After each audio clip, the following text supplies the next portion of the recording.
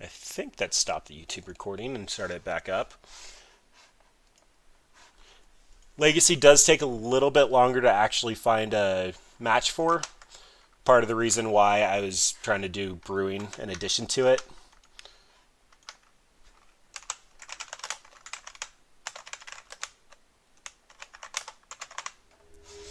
And we got our match.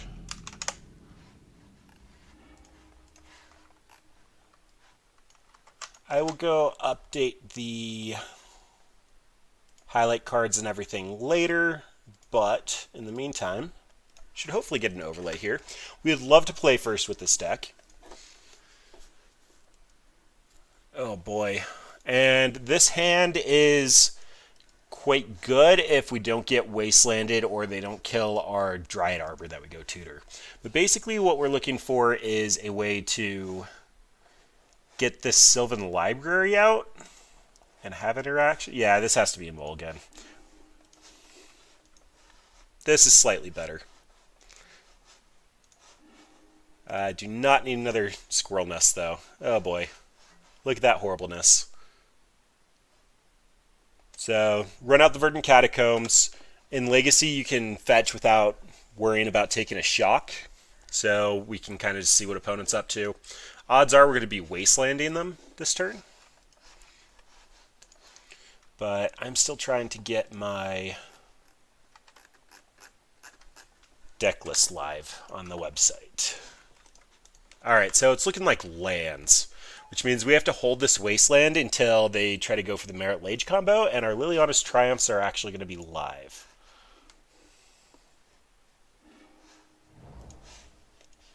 Shot in port. Life from the Loam. Great. So, opponent's got a decent amount going on, but they haven't had an exploration yet.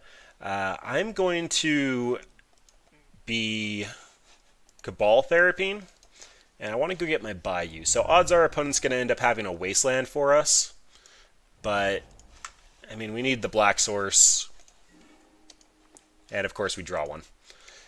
So opponent's list is basically trying to wasteland us out of the game or kill us with Punishing Fire. I'm assuming that they have Punishing Fire in hand. They're going to try to dredge this life from the loam.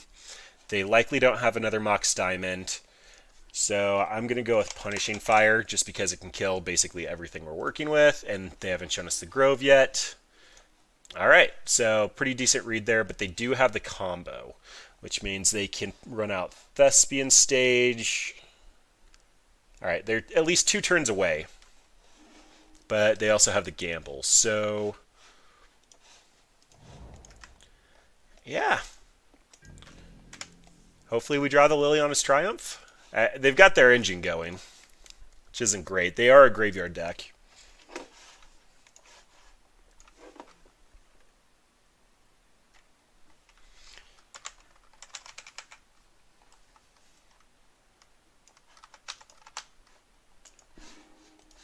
They dredge, they hit a Sheltered Thicket that they can cycle, a Sylvan Library, and the Grove of the Burn Willows, which means they're going to Life from the Loam the Grove of the Burn Willows. They can make us gain a life and pick back up the Punishing Fire, and they're going to keep pretty much all of our threats in check. And we have a Squirrel Nest. This is also one of the few decks in Legacy that runs Ghost Quarter, because they do try to actually Ghost Quarter you out of the match. So our forests aren't even really that live. Like, this isn't looking great. At least post-board we get our Leyline of the Voids.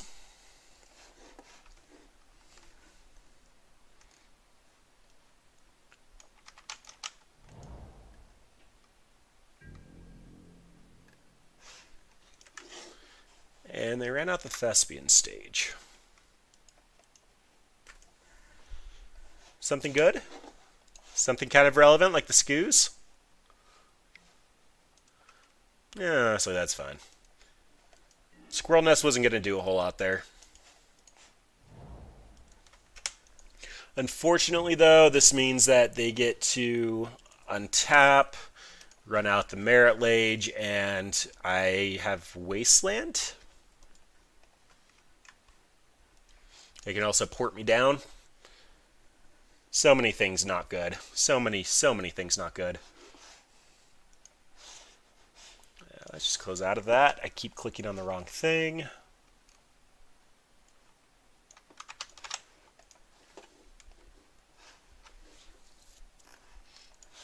All right, and opponent's taking their time. This deck runs Chalice of the Void. It runs Glacial Chasm combo. Like, opponent might need to pick up their play speed here. I've played lands before, and you can definitely run out of time. And they have the Exploration, which means we're basically getting combo killed here.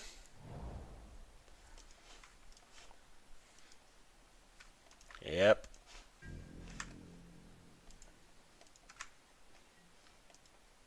Alright, so they get to...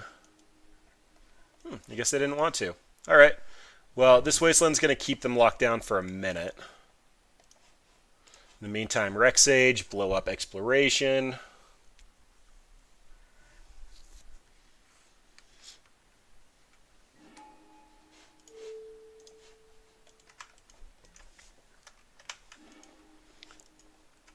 And what's going to end up happening here is opponent's going to try to tap down our Wasteland when they have enough mana to activate Thespian Stage to make a copy of Dark Depths. Thespian Stage is going to be the copy without the counters. Then they're going to sack it and make a 2020 avatar creature named Merit Lage. We have Wasteland for the actual trigger, but Rashad Import can tap down our Wasteland, and part of the cost here is sacrificing and tapping it. So they go to tap our land, we blow it up, they'll make it in response. Yeah, not overly excited with the way that this is going down.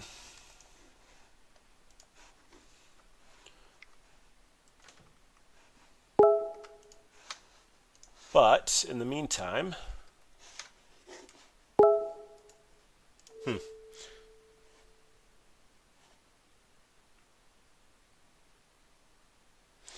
Yeah, I'm not really in a winning position here. They have the mana now to copy, and they'll have Merit Lage. I guess I just get to hit the Rashad port here.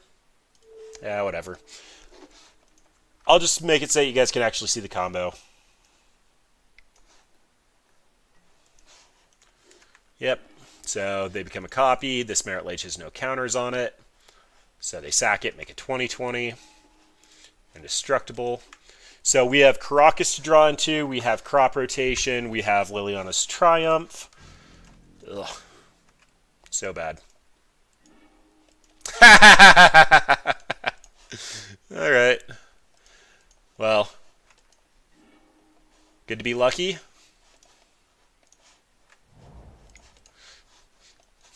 I mean, like, so lucky.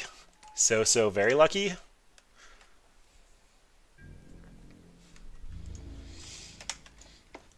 Well, opponent's got Life from the Loam in hand as well as Gamble, so they're going to be able to gamble for just about anything. They can go pick up the combo and replay it.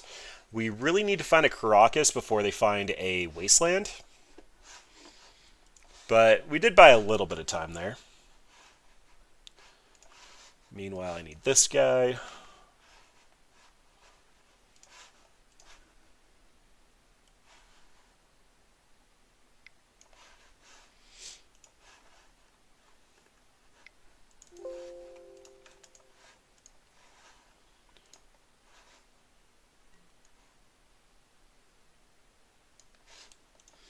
Yep, Life from the Loam picks up the combo.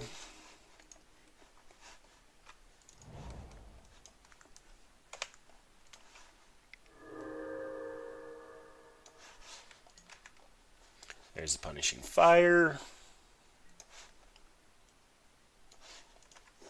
And another Exploration. Did they gamble for that? No, they didn't. It's a lucky draw, opponent. Basically, though, next turn they're going to run out Dark Depths, then run it back. And we have a Squirrel Nest. Ooh, Green Sun Zenith. Might be a little late for that. So let's go ahead and actually take a quick look at our deck list. We have an Assassin's Trophy. We have Ewit. We can actually Ewit for Liliana's Triumph here. We can also random map Excavator and start blowing away lands, but without the Scoos to eat their lands, we're not going to make much progress.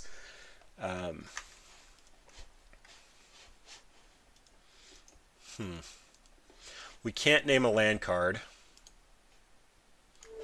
Alright, we're just going to go for this. So we're going to do our combo here, the Nice Fit combo. We got Sack Veteran Explorer. Opponent should be running a forest at the bare minimum in their deck, but it's likely going to be 2 basics. We can get a forest and a swamp.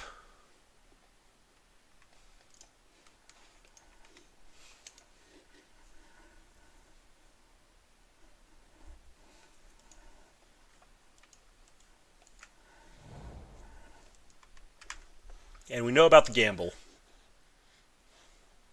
So I'm just going to name the gamble. I could also name the Punishing Fire. Yeah, so they only had the 1 forest. That's worth noting.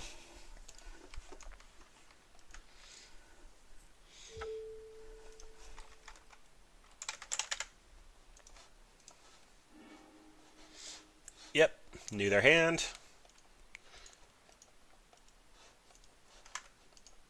This Green Sun Zenith is basically going to have to pick up Ewit. Not overly happy about that. Just take one more quick look. So, Random Map Excavator is quite good, but they have Exploration and Life from the Loam. Rexage is already out. Ewit. Arbor Elf would give us Squirrels, but that's not winning. Crater Hoof could potentially kill opponent here. So let's take a look at this. We currently have 6 mana. Crater Hoof is going to need to be 9. Yeah, we're not going to get there with Crater Hoof. So let's go ahead and Squirrel Nest, just because we can say we did it. And next turn is going to be Ewit for Liliana's Triumph after they combo. Then we should have a couple of squirrels out, and if we draw another Green Sun Zenith, we might actually have lethal within 2 turns with the Deranged Hermit. Still not very happy about the current state of things.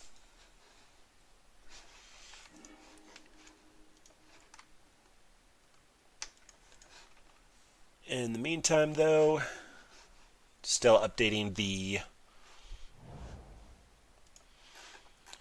stream name and all that fun stuff. That is one of the problems with brewing, is like I didn't end up with the exact same deck list.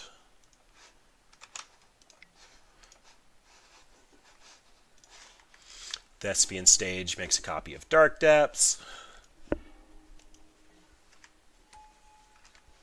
They get Merit Lage.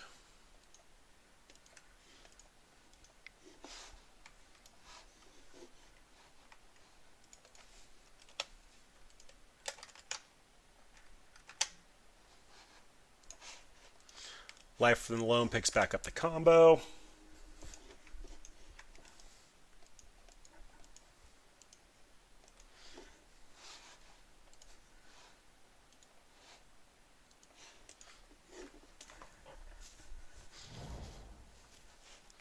And Wasteland is why we had to put it on a forest. Yeah, I honestly don't care. Ooh. We might be shy of picking up the Liliana's Triumph now.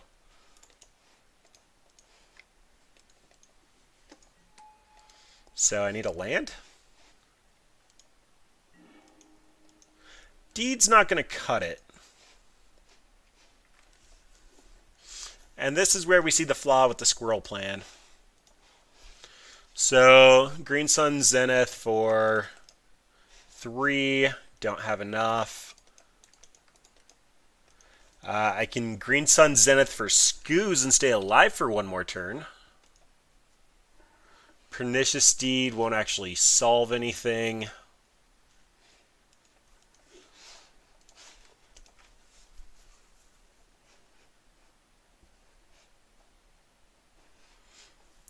Yep, that Wasteland was actually game-winning there. And I can't even really attack in, so let's go ahead and do it, just because it's our only out. Probably should have done this last turn anyway, just for the life from the loam. This does give us 1 more turn, though.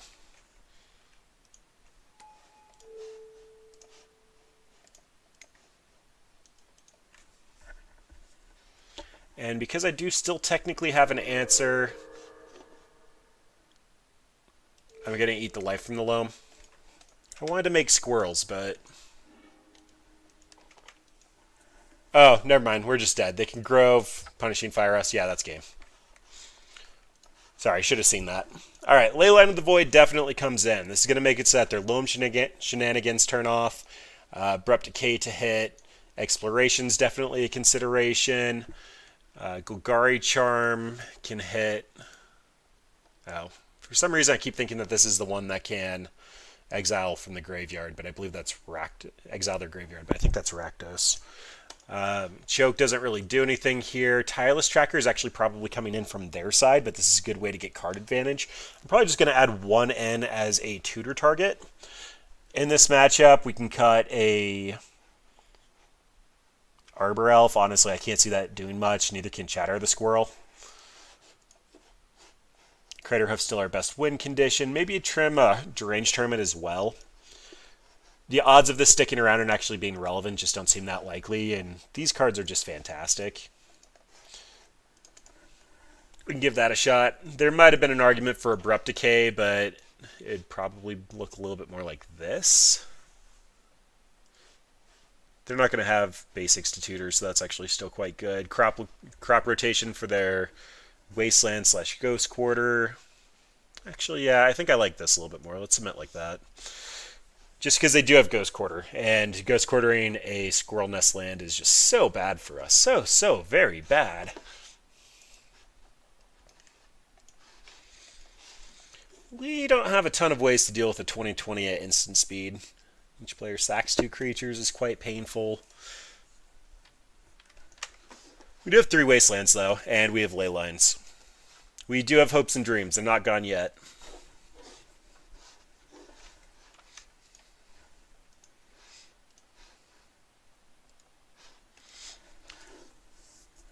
Oh boy, an opponent's running kind of slow. They're supposed to be the prison deck.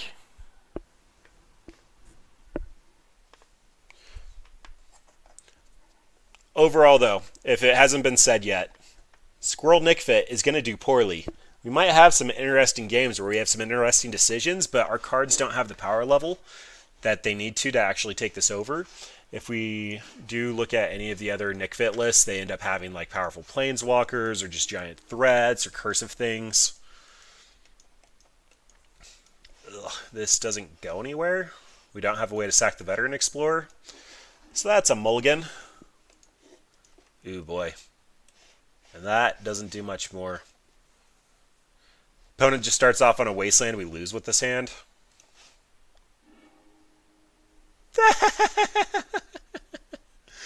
Alright, well, hopefully they have a slow combo. They kept 7, though. And Dryad Arbor is like the worst land. Alright, well, we have 3 pieces of Graveyard Hate and a 6-drop. Show me what you got, opponent.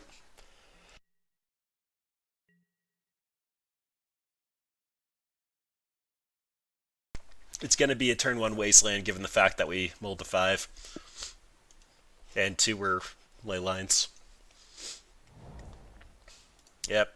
Alright. Yep. Huh? Yeah, no. We're going to move on. Opponent's moving a little too slow for interesting television, and so there's no point in sitting that out when we don't have land drops and they can't combo. Alright, so down the first match, overall as expected though, but squirrels! I actually still don't even know what noise a squirrel should make.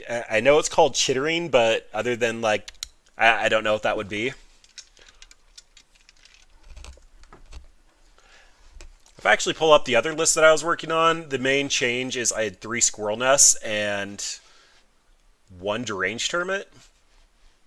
It was just so rough though, because like, I took a screenshot for a teaser, and the screenshot basically showed, I think I can pull it up fairly well on Slack, that I could grind out games pretty easily, but I couldn't actually win them. So I even asked my opponent here, be honest, did you think that you'd hit the Squirrel Nest with Ugin today? Like, he was using Ugin's Minus to like slowly chip away at my Squirrel Nests, and we got opponent down to like 12 cards left, but we had kind of established that we were in the lead that game, and we still couldn't close it, just because the power of our cards wasn't good enough. Alright, so this is a Green Sun Zenith for Veteran Explorer on turn 2, but Wasteland? Yeah, it's fine. It's keepable 7. It doesn't have our cards in it, and Stifle's going to hurt if they have it, but we have multiple land drops, like, we can go do things. Alright, so Island could mean Sneak and Show, Delver, High Tide. Delver's much less likely unless it's the blue-red one. I know that people have been playing with Slapcaster Mage, the Dread Horde blah blah blah.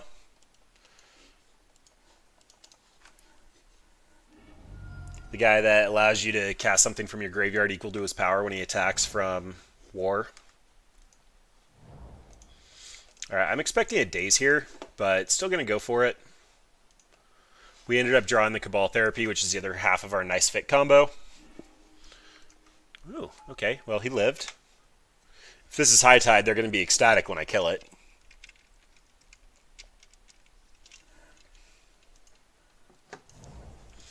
Alright, looking a little bit more like Stoneblade. So this might be a Stoneforge Mystic. Or they're going to plow my Explorer. Still fine. Alright, this Wasteland's looking like it's not doing a whole lot here. I'm going to go ahead and... The idea here is if I get Wastelanded, this is tapped. Anytime there's a blue deck, you name Force of Will. It's always a safe name. But take a peek at the hand. I haven't seen a fetch land from them yet, but Brainstorm's also a really good name. Oh boy. Oh boy, oh boy, oh boy. That is a interesting hand. It's looking a little bit more like Miracles at this point.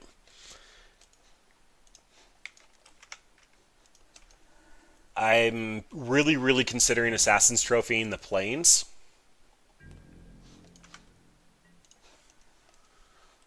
Opponent will Spell Pierce it, or just go get a Plains. Yeah. This is going to be targeted at Jace, but if I end up getting a Spell Pierce, I get a Spell Pierce.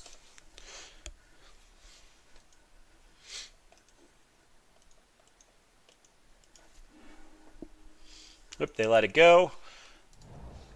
They just get a new Plains, as expected. Honestly, pulling lands out of their deck is perfectly acceptable by my standards, and now it's looking like I might want Assassin's Trophy for a Jace. Nope, opponent's going to go searching for lands.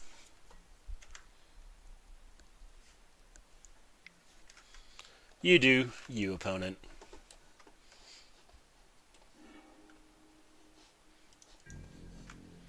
And no land, so they shuffled. Now time to confuse the crap out of our opponent.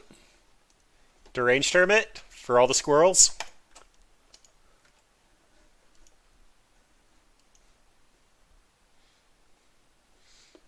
Yeah, that's right. There's a Deranged Hermit. And they got their Force of Will. Lovely. Alright. This is already looking lost.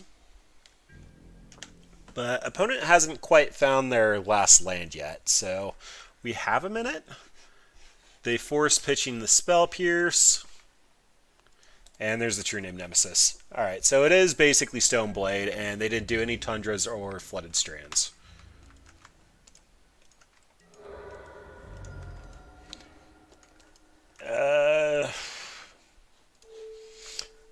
So what I'm going to do now is basically just check to see if they have a good number of basics. I'm assuming that they're back to basics build.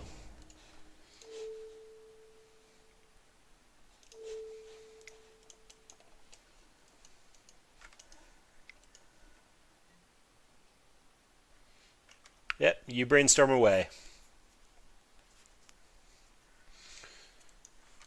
My best draw right now is basically Veteran Explorer, which is sad. It's so sad. Ewit's also okay, which means Green Sun Zenith is okay. Actually, Liliana seems fantastic. But opponent at least has... Okay, so they do have some fetch lands.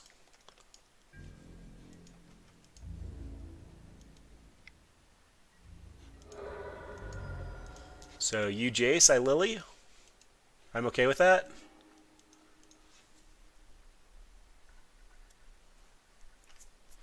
Yeah, this guy's just so hard to deal with. They do have the Tundras.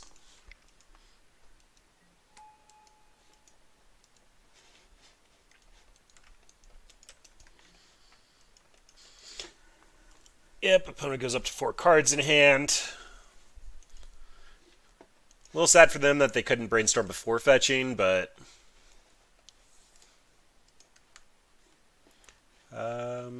I'm actually 1 land away from Lily still. Let's see what our next draw is and then probably move on. Deed is technically an answer. So, Deed won't deal with the Jace, but it will buy us some time. Because we can actually kill True Name with Pernicious Deed.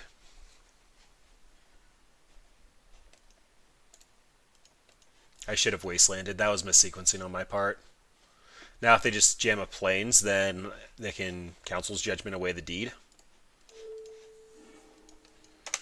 This still isn't going to fix anything. If they brainstorm into a Plains, they can still just Deed it away. Or Judgment it away. I was thinking it was all lost. I didn't take the time to consider wastelanding.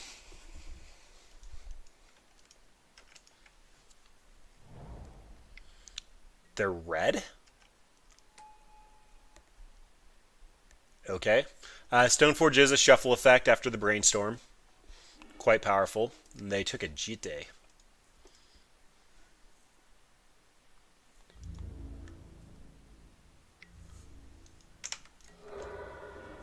Alright, we go down to 8. We can Pernicious Steed for 3.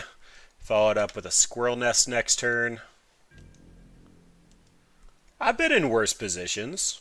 I mean, this is not a good one, but I've been in worse.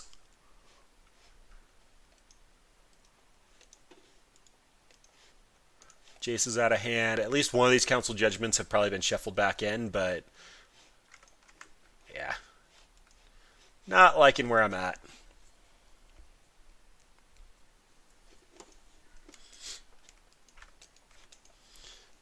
This Crater Hoof is going to be a surprise if he ever comes down, though. Mr. Hoof Daddy.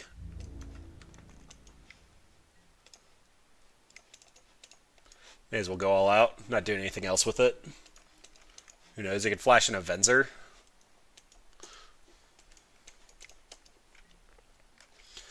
And another True Name. Just lovely. Alright, then that means Jite is coming down. Excavator. I can start wastelanding the Tundra again. Oh, you have a force? Yeah, no. Okay, we're moving on. So, sideboard. Choke. Amazing. Golgari Charm. As mentioned in the deck tech, we get to kill True Name Nemesis with that. Abrupt Decay can get around counter spells, and they have basics. Collective Brutality can kill a Snapcaster, a Stoneforge without a Batter Skull on it, can duress counter spells. I am taking that. Assassin's Trophy can hit Jace, though, and we don't have a lot of good solid answers to Jace. All of our creatures are wimpy, wimpy, wimpy. Liliana's Triumph can come out. That can technically kill a True Name Nemesis, but it looks like they're probably got Young Peasy in the side just because they have red. They probably just have red for Blood Moon and Pyroblast. That's at least what I was doing when I was on Miracles and Legacy. Tireless Tracker comes in because it's card advantage versus the blue deck. Green Sun Zenith is still a tutor. Lily is probably slow, and getting countered feels awful. Deranged Hermit can come out. I mean, doesn't really do anything versus Batter Skull, Jite, or True Name. So, yeah, maybe both of these guys. Chatter is also a little weak. I mean, I'm basically cutting squirrel pieces for a more lean Nic Fit deck, and that doesn't feel great. Squirrel Nest should be fine, though. Rex Sage if they're... Yeah, they're Stoneblade. I was thinking if they're on counterbalance, but they're Stoneblade. This is a definite auto-include. Deed, I could probably trim one of. A lot of their threats are going to be Planeswalkers. Overall, though, not feeling overly confident with this one. So this is a Pendlehaven into Phyrexian Tower for a Veteran Explorer. Lily's going to do a little bit of work. I can crop rotation for... Oh boy, I don't like any of this. It's so close. It's so very close. So Green Suns for Dryad Arbor. Alright, we're going to go a little slow, and Green Suns for Veteran Explorer and keep this hand. And hopefully our opponent tries to Wasteland us on 1. I should have actually cut this. As much as I like it, I should have cut it, because if it gets counterspelled, I go down a land drop.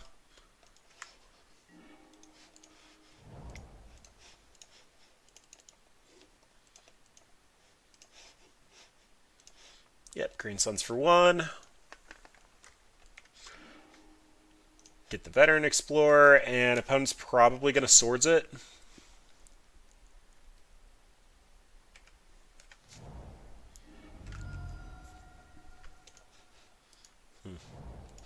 Going for basics. Yep, there's the Swords, as expected.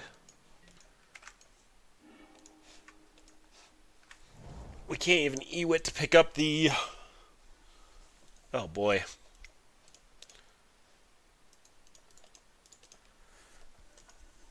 So, crop rotate, go get Dryad Arbor, Ewit.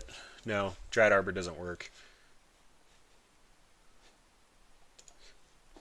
Well, I'm not overly excited about how this is going down. At least this gets around Spell Pierce. Yay! So, we get Verdant Catacombs. Verdant Catacombs. Go get Bayou. Ewit. Pick up Verdant Catacombs.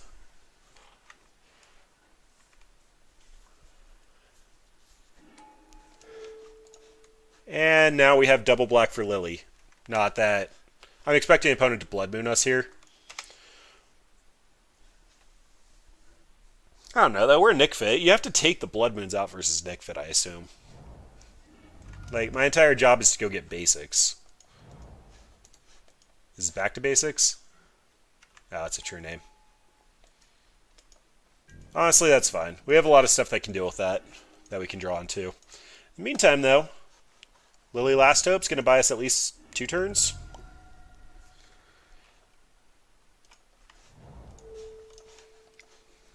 So I'm pretty sure opponent doesn't have Force of Will here. I'm expecting Council's Judgment, although that's probably just because I saw 2 last game. They would have pondered on 1 or 2 if they had it. Same with Brainstorm before the Scalding Tarn. I'm actually going to name Stoneforge Mystic. That should at least be a 4 of, and I could see them trying to Stoneforge for Jite next turn, or potentially just Batterskull for the true name. Oh boy. Alright, so they have Council's Judgment, the Celestial Purge, Palace Jeller. Palace Jeller is going to be awful with that Tundra, so I can deal with a lot of this, but I can't really deal with that Palace Jeller. So we unfortunately have to sack our Ewit.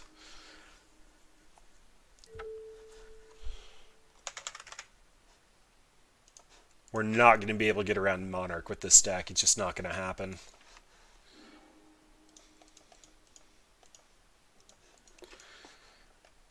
Then that's going to be a Scoos. And I'm just going to eat their Palace Jeller. If they have anything, it's likely going to be a... Well, I guess they had Snapcaster. I should have eaten the Swords. Oh, that's not cool, dude. I called that.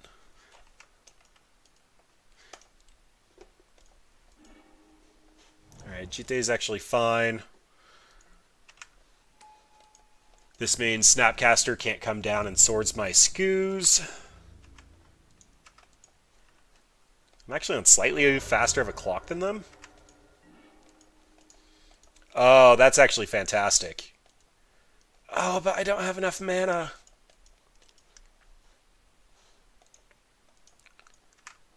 Alright, well, I know first things first. I need to actually eat the swords, which means that I can Lily if I need to, but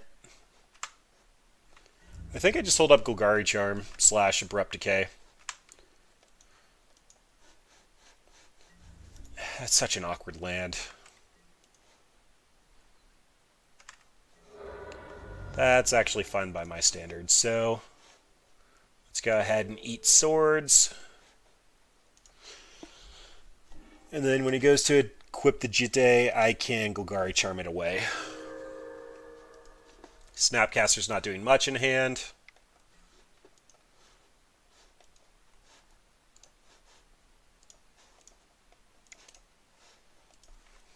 Shrinky Dink, did you draw a counterspell? Honestly, after drawing the Stoneforge Mystic, I assume you did, but... Really?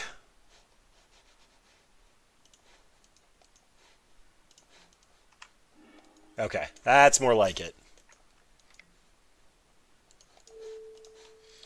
Oh no! Yeah, whatever.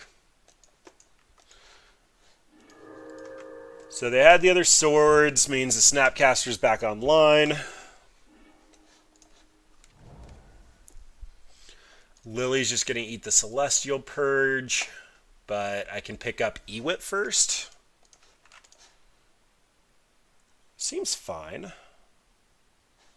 Although, let's actually do this correctly. So I need black, black, 1.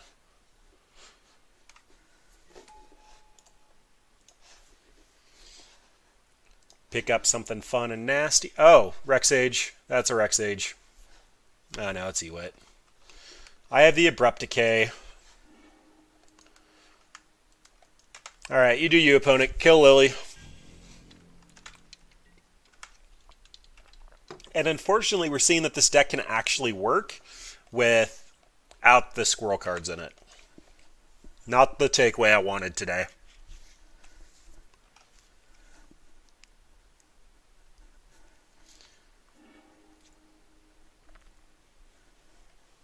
Ewit can pick up Crop Rotate. That'd get Caracas. Doesn't do anything. Guys, Cradle, we don't have any creatures. Yep, as expected.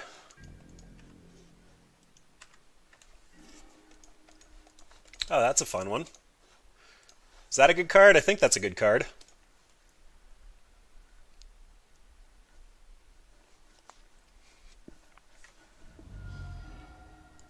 And you add the Force of Will. Alright, well, down to a Council's Judgment in hand. I didn't actually need to crack here. I just kind of want to get my F6 value on.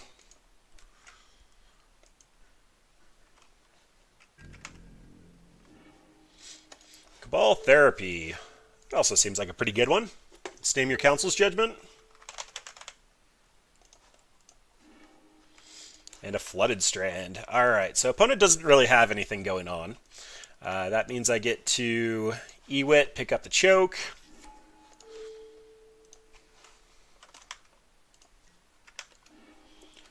And opponent needs to draw into a counterspell, or they are going to start getting choked out.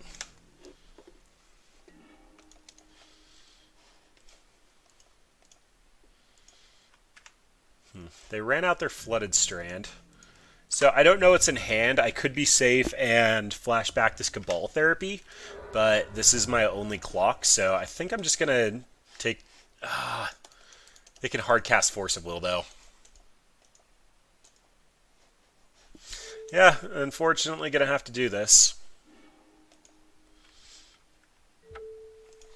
So let's name Force of Will. Should be 3 more forces in the deck, probably 1 or 2 counterspells. Nope, it's a Flooded Strand, which means this comes down. And I mistapped. I was supposed to leave up green-black for the Jitte if I needed to. It's fine, though. Opponent only has a Flooded Strand in hand. They run it out. So they shouldn't have Echoing Truth or Detention Sphere, so I'll just run this next one out.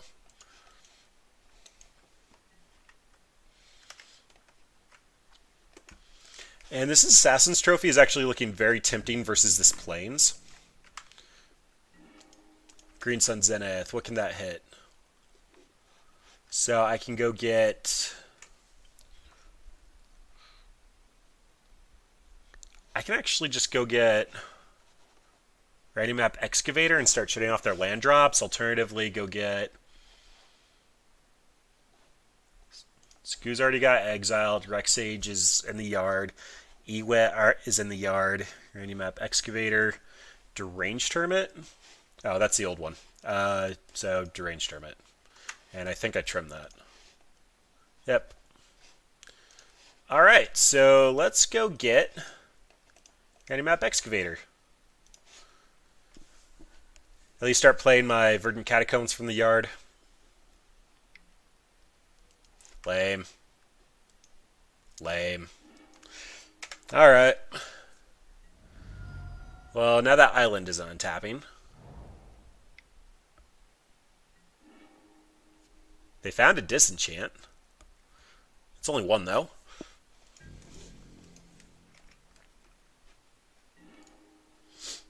Alright, that's actually a fun one. Although, if I'm going to enchant the forest, I have to tap it this way. The squirrels are coming!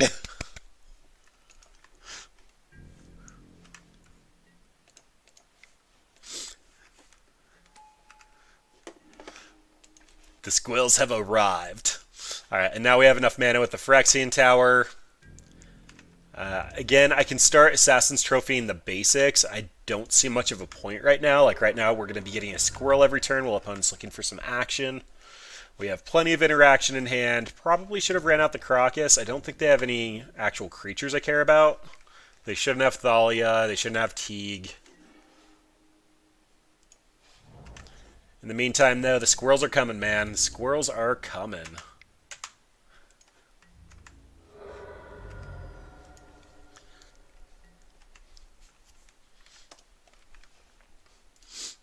Again, I don't know what noise they make. I want to make the noise, but I guess it's...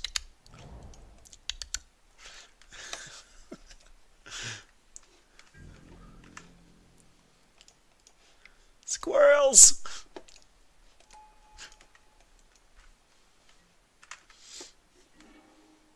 Alright, so Cradle's representing a ton of mana at this point, because I can make 4 squirrels and this will tap for at least 4, which means a Green Suns or a Craterhoof is lethal.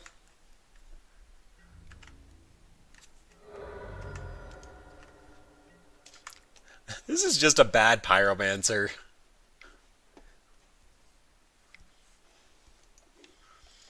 Alright, so going for Disenchant.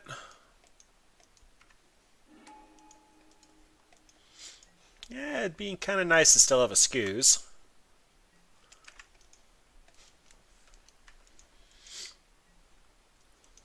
Yep.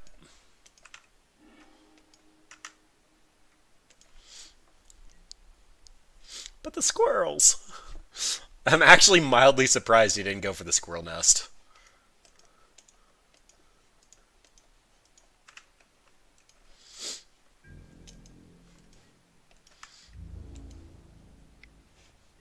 Yeah, sorry opponent, that's not going to work the way you want it to.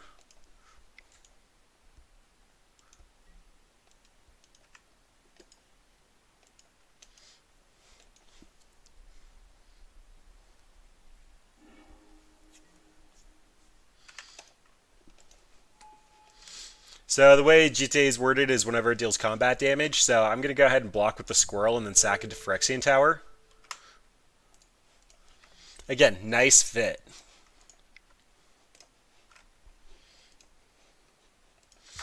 So opponent doesn't deal combat damage, I'm still attacking with 3 squirrels. I still hold up interaction in case they actually drop something big and beefy. Brainstorm did allow them to actually put away bad cards and filter them away. Alright, well that's quite bad for me.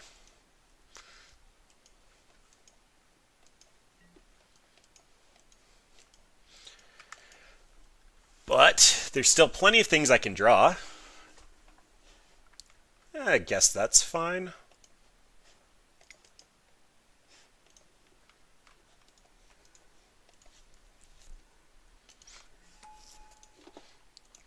Gonna pick up the Pendlehaven here just so I can actually beef up a squirrel.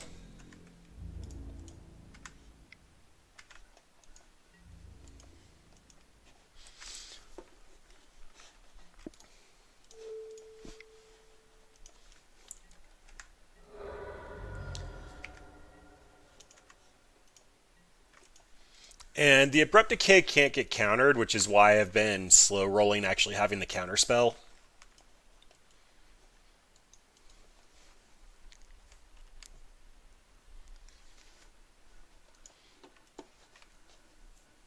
I mean, if they have like Narset's Reversal, I'll feel super bad because I don't think that counters. I'm pretty sure that actually just returns it to hand. Let's actually see.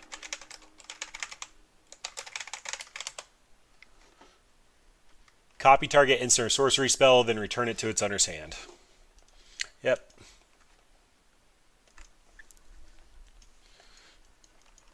So that does get around Abrupt Decay. But honestly, I can just sack a squirrel and then recast it.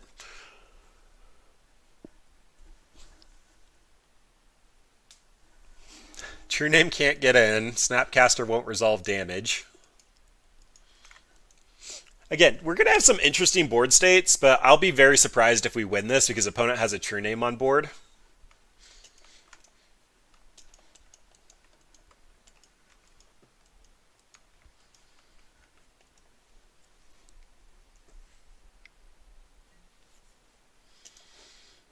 Alright, this is where I have to decay. No, not yet. I want them to attack first. If I decay it, they'll stay on defense.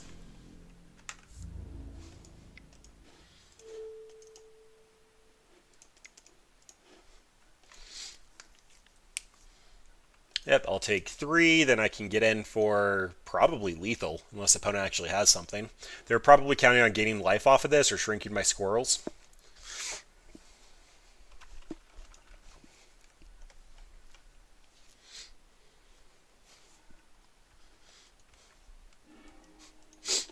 The squirrels are working.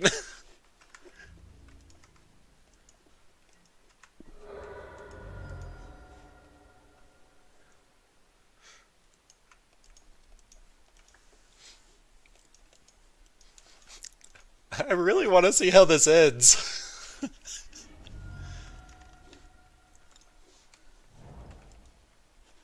Wow, those are some very mismatched tundras. Snapcaster for swords?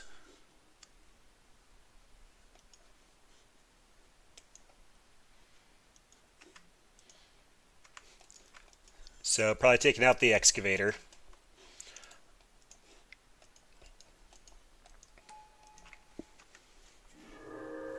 Oh, I should have waited until end step. That was a misplay.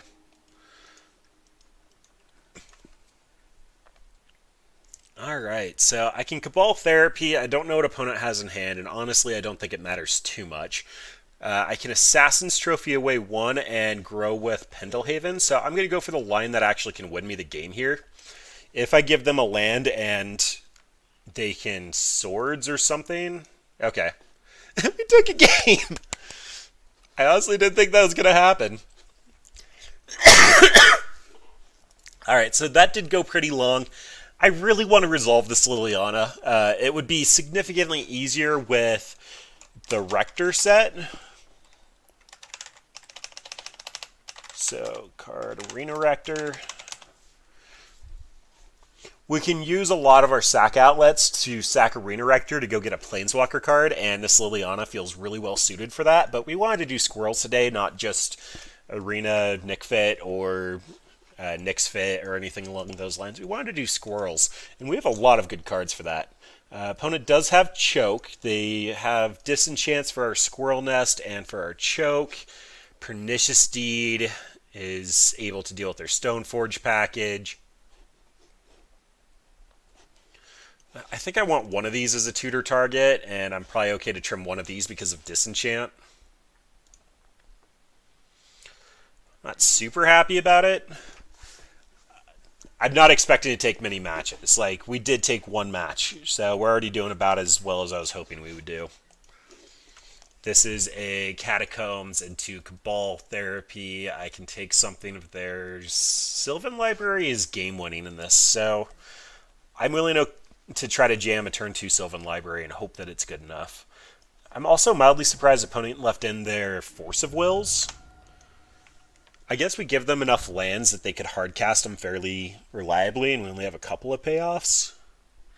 But you typically only have Force of Wills for the combo matchups, and you take them out in the fair matchups. The double Golgari Charm is super awkward. Alright, and opponent hasn't shown us a Wasteland yet. If I get a Bayou here and we lose, then that's on me, but they were playing 3-color. Here, I think I want to name True Name Nemesis. It's the hardest... No, I have 2 Golgari Charms. Brainstorm is probably the best name. No, I'm actually naming Swords. I don't have a creature, so when I finally get one, I want it to stick around. That's awkward. That's really awkward.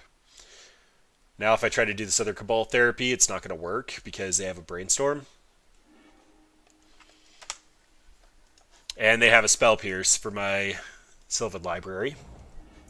I probably should have named Spell Pierce, but I think they're running 2 with how many we've seen.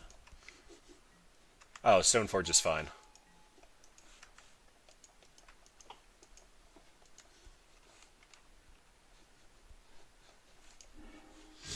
Got Batterskull.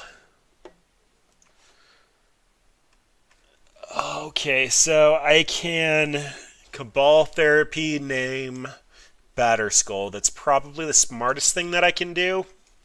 I can just jam Sylvan Library and try to survive. Sylvan Library will help me hit my land drops, but I'm not going to be able to deal with the Batterskull after it resolves. So I think I've got to take the Batterskull.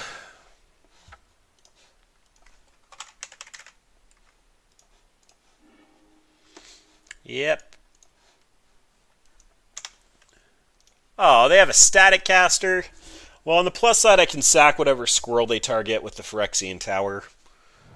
That'll fizzle the ability, but I'm guessing my Abrupt Decay is targeting that first.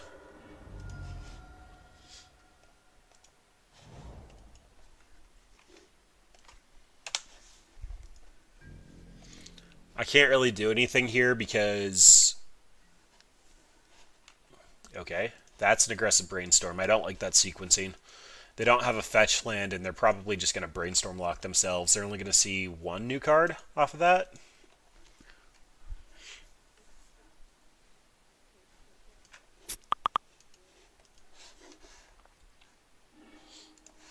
Sorry, I'll mute Slack.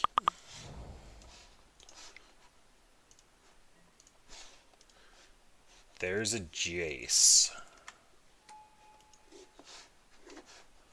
Alright, I don't think I can beat Jace.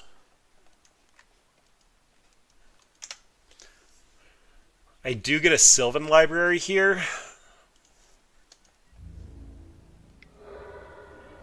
And that can technically catch me up. Oh, okay, I can actually... I can resolve Green Sun Zenith, sack it, have 4 mana available, stick Library, and then have up Abrupt Decay?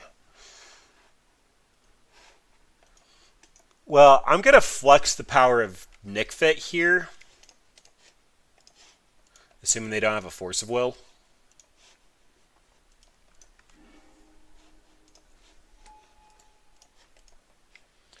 And this is the combo that our deck is trying to pull off. Then I get to go get a forest and a swamp. Oh, I was supposed to do double forest. Now I can't Abrupt Decay with Sylvan Library.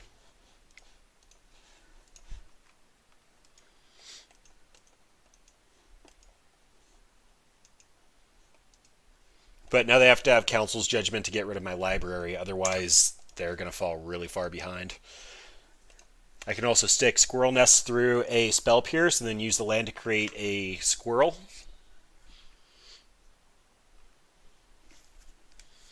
I mean, I have some powerful cards, but they have an active Jace, so I'm likely not getting much out of this. Yep, there's the Council's Judgment. Got rid of the Sylvan Library. This needs to be 4 or less.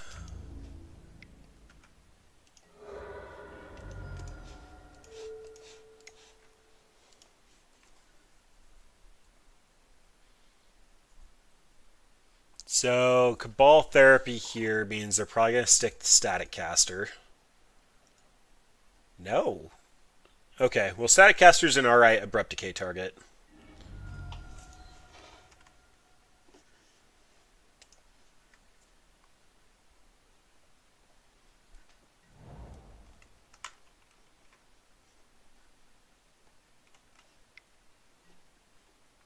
Or just a hard counter spell.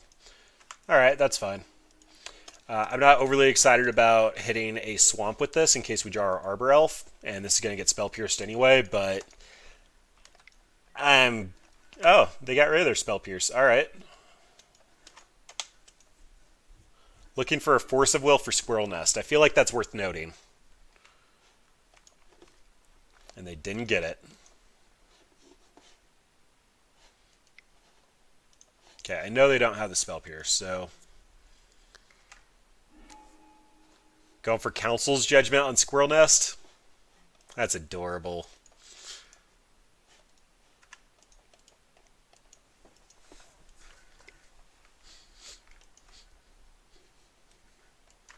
It did win the game last turn.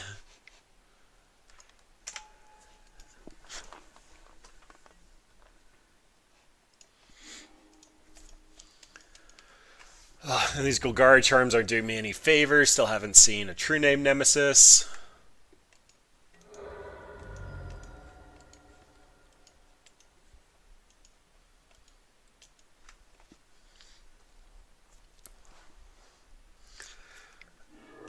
They swords the Squirrel token. Alright, yeah, we're probably going to move on with our lives. I do want to see the next draw, though. We are fairly close to hard casting a lot of our threats.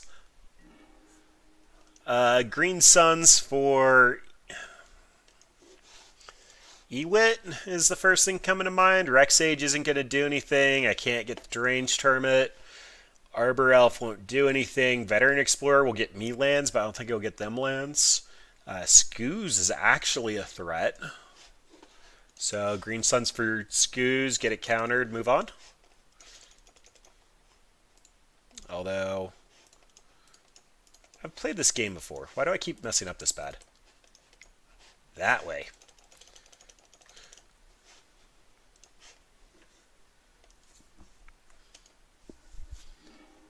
Oh, they didn't counter it. Alright. There's Scavenging Ooze. And that may have bought a little time. I mean, Jace can still bounce it. We're still really far behind.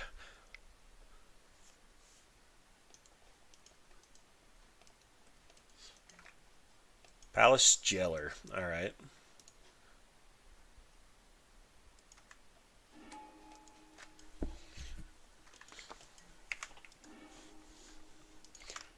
Yep, and that's going to officially put us far enough back that I can't do anything. I mean, even a Deranged Tournament won't get us very far. There's no coming back from this. I think these 3 cards were in our starting hand. Like, maybe should have mulliganed that one. But we took our game with Squirrel Nic Fit. Like, we got a game with it so far. I'm going to stand by that. That's at least fun. Alright, so... because I did Brewing with this first, we're going to have to do this the kind of sad way. Our deck list has a lot of one-ofs, and that's true for any Green Suns deck. Green Suns will allow us to tutor up a lot of relevant pieces. But we get Squirrel Nest, we get a couple of Chatter of the Squirrels, wherever they went. Chatter of the Squirrel. We get some Squirrel tokens. Unfortunately, with Young Pyromancer being a big part of the meta game, it's really hard to try to do anything with 1/1 tokens. I guess this actually might be better. Arbor Elf can give us a lot of activations of our Squirrel Nest, and in the games where you're kind of just drawing into your cantrips or drawing into powerful cards and trying to answer them as quickly as possible, despite the fact that they don't end the game. This does have a lot of recursive value to it that Young Pyromancer doesn't have, but it just doesn't close out the game. Like, I end up having to get out the Squirrel Lord or basically 3 ways to untap the land, and our last opponent was running Disenchant in the side. That made it really hard. If we ended up having the Rector package that I mentioned before, either to get enchantments or to get planeswalkers, this Lily would be fantastic. It might be possible that we need at least a couple of Rectors so that we can try to go get this Lily, and whenever one of our tokens dies, we can draw a card. But, I mean, Lily's in there as a fun of. She might not be core to the strategy, but we also have Squirrels in Legacy without Earthcraft, so we've kind of got to be doing something there. I actually think I probably need to mention Earthcraft. So, Earthcraft is on the banned list for Legacy. You can tap an untapped creature you control to untap target basic land. So we put Squirrel Nest on a basic land with Earthcraft out, and we have infinite squirrels. This is just awful, but I love it.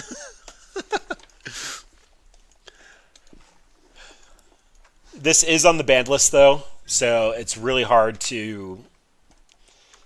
A lot of people feel like it can be unbanned. It's a 2 enchantment combo, and it gives you infinite creatures.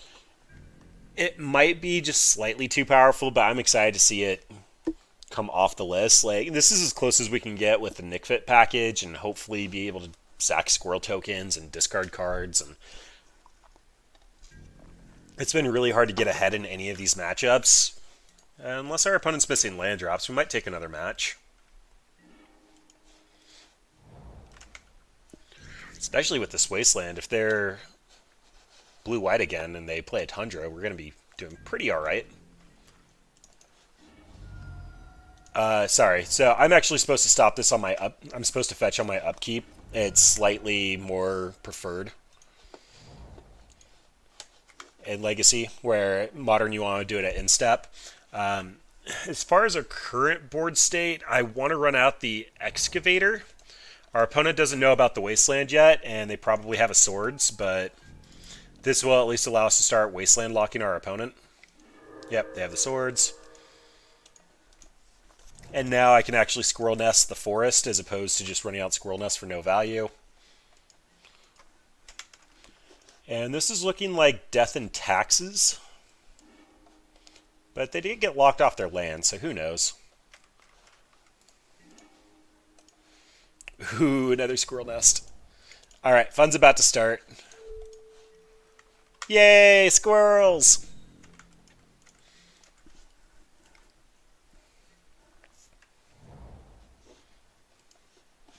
Yep, there's a Wasteland.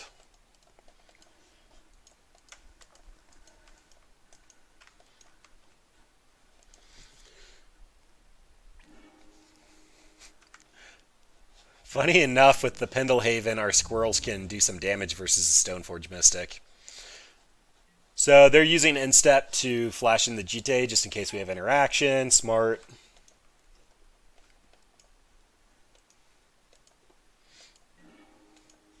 Crop rotation. Does that do anything fun? We technically have 2 Squirrel Nests. We can go get a Cradle at some point and just have a ton of mana. I think for now, though, I'm just on Pendelhaven so that I can grow the Squirrel. And I think that even means I attack in, because I can make a Squirrel and then block with Pendelhaven. Assuming Jite is their best bet.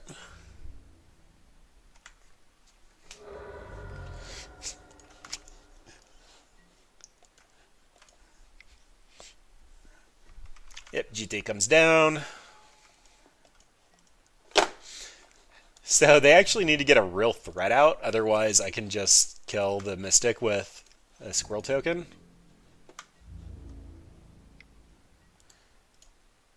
Alright, we'll see if you have a Plowshare.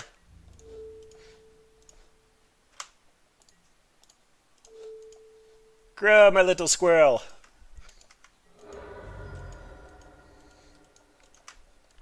Yep, you get Jite counters, but I get to make squirrels, so honestly I don't care. I love it so much! Are you going to shrink him? Alright, well, Jite basically means you win any battle on the ground, but we have had an insanely awkward draw, as has our opponent. We're going to make 2 squirrels a turn. And we actually get a crop rotate and go get a cradle if we get any kind of a threat.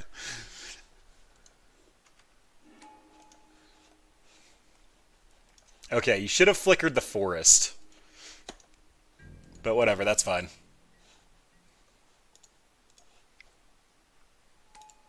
If they flickered the forest, they would have gotten rid of the squirrel nest.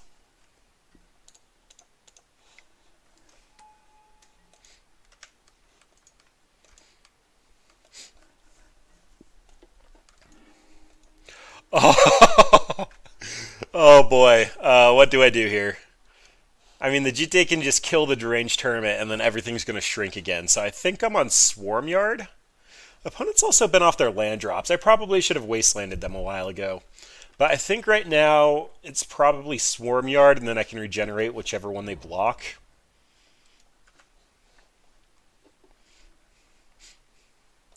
The squirrels are coming, opponent. Brace yourself.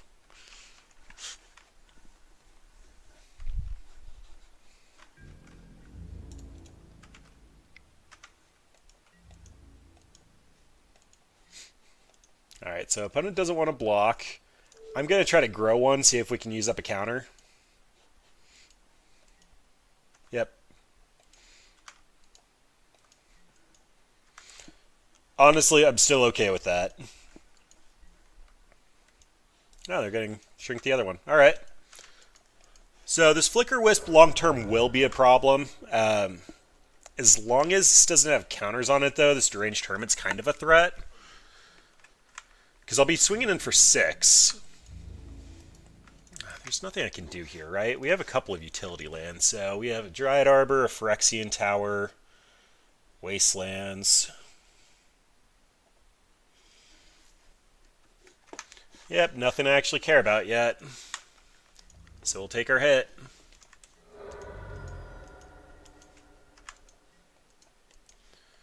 But when the counters are going towards killing squirrels every turn, it's not going to be a winning battle.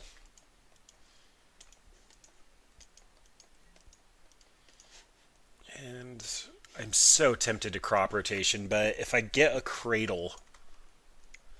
Yeah, I'm going to crop rotate for a cradle.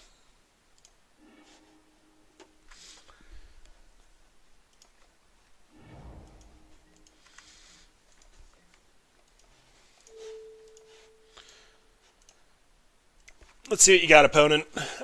Name here is probably going to be Palace Jeller. Might be Swords. They've only used one so far. Oh, wow. They have shenanigans in hand. Alright. So Jite's not there. We are on Wasteland, just because they have multiple 3-drops. I don't think opponent quite understands how the Flicker Wisp works, so let's go ahead and make a squirrel. Float all of our mana.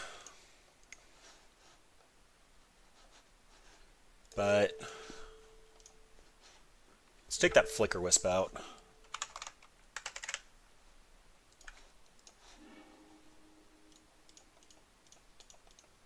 So there's 2 Flicker Wisp gone. And that's a Deranged Hermit.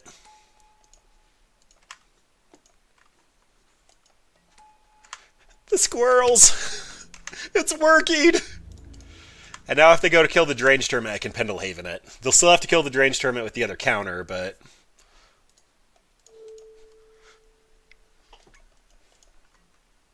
Yep. Opponent knew that was going to happen. It's fine.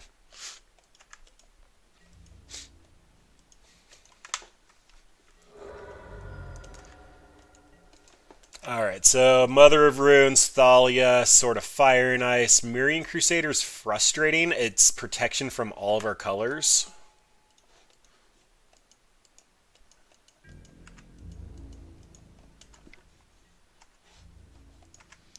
But quite frankly, opponent doesn't have much going on, and thanks to Pendelhaven, Thalia can't block very profitably. I mean, I guess they can just hit it with counters, but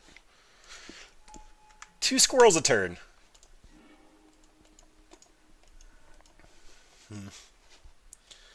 Alright, so this Windswept Heath is probably going to go get me a Dryad Arbor at some point in time.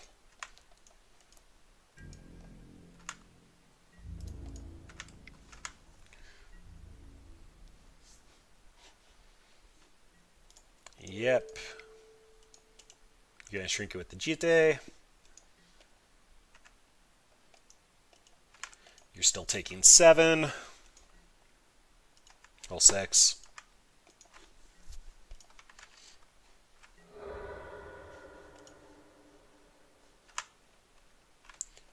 I gotta run out my... Oh, I don't think I want to run out Veteran Explorer. They can kill it with the Jite and then drop anything in hand. So yeah, this is going to stay in hand for now.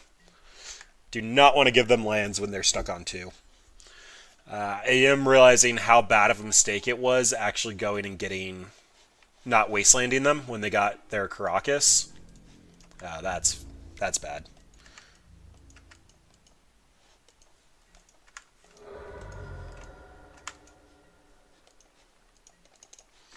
Alright, we gotta go get our Dryad Arbor. The squirrels!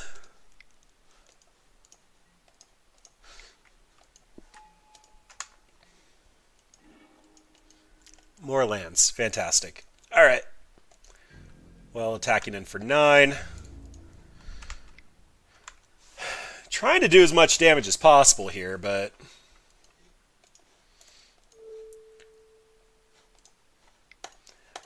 basically, I'm growing the one that's going block just because it's still going to prevent the most amount of damage when they Shrinky Dink it.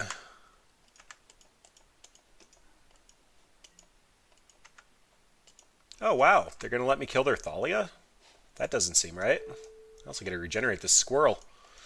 Swarm Yard!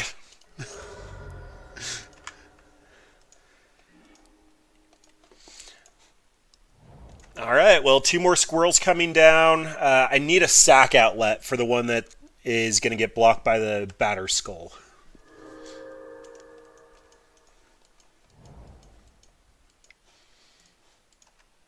Now they even get the Aether Vial. Alright, well, they're at 2. They do have a Jite active. They also have a Batter Skull in hand. Assassin's Trophy would be great. Swamp.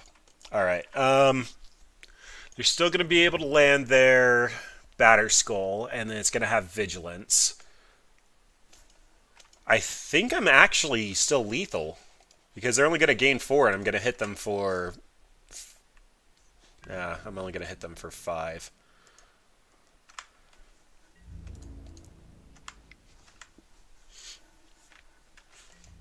But the squirrels are coming, opponent. Yay! I actually don't think I was dead there. Alright, so... Abrupt Decay's coming in. I really don't like Jite in this deck. You can kill my squirrels. Golgari Charm can kill off a bunch of their little dudes. Basically, opponent did show us 3 Flicker Wisps. Also kills Mother of Runes through protection, so Golgari Charm's coming in. This is when Dread of Night would be fantastic. Collective Brutality won't really take anything with the Duress mode. It can take a Swords to Plowshares, but more than likely that's going to hit our Veteran Explorer. As far as cuts, Deranged Hermit dies to just about everything that they've got. Assassin's Trophy giving them a land is slightly awkward. Scooz actually isn't super relevant here. I guess long term it will become a giant enough threat that it can kill a Batter Skull. But Batter Skull on a Flicker Wisp is still going to be a problem. Lily's Triumph isn't that relevant. We do have 2 Lilianas, so it could technically be a 2-for-1, but them sacking a creature is going to sack their worst creature. Let's see. Chatter the Squirrel also feels just awkward. They have so many 1/2s. I know we're a squirrel deck, but this is not where we want to be at in this matchup.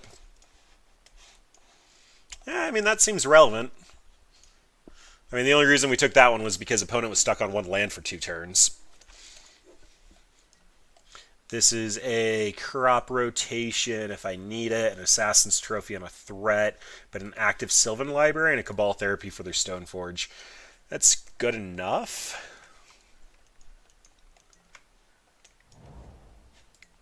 And they're on a Port Vial. Alright. Well, that's a start. If they have swords, they have swords. I think correct sequencing, I haven't played enough Nic Fit, is to Cabal Therapy, name their swords, and then run out the Veteran Explorer and sack before they get priority. But opponent did show us a colorless land, so I felt kind of secure in that.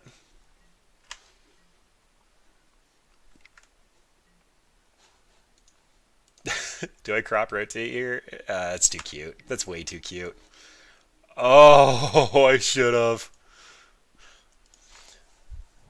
Alright, well, this is just going to be a basic swamp. So, when you name cards, you're supposed to name what you can't beat, and I can't beat a Myrian Crusader. Opponent has no white sources, but they're going to get it when I flash it back. The card they're most likely to have in hand that I care about is either going to be a Mom or a Swords to Plowshares, or potentially Stoneforge Mystic, but I have answers for equipment. So I think I'm going to go on Swords. I don't know. I don't even have too many creatures I care about.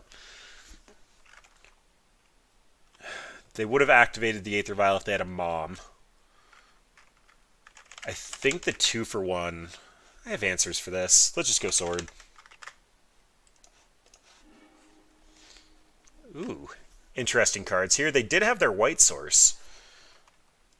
Alright, well, flash it back. We're going to sack this. We need to name Council's Judgments or Sylvan Library Sticks.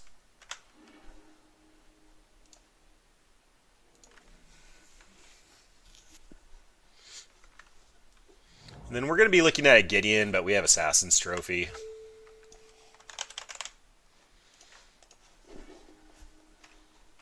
I should have clicked through that first. Alright.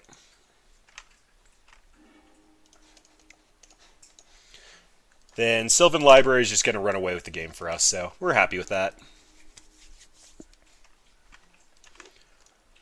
Opponent gets to go up to Thalia mana, but we're happy people. This crop rotation, go get me a Phyrexian Tower, might be the best when they go to port my land.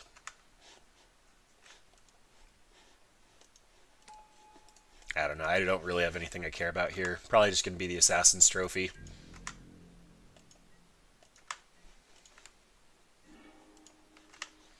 I would love to look at 2 more cards. Why, thank you for asking. Oh, there's even a Squirrel Nest. Okay, so I feel like I have to Assassin's Trophy this now, which is going to cost 3 mana. I can Abrupt Decay the Thalia, Assassin's Trophy Gideon, and be tapped out. Opponent will have a 2/2. I can follow it up with a Deranged Tournament and a Cradle. So, put on top. Put on top. Oh, I need to keep the Cradle if I'm cracking this fetch land. Oh, well, whatever. It's fine. Opponent has ports active. Just go get a Bayou. If they get a Wasteland, they get a Wasteland. Abrupt Decay U. Assassin's Trophy U.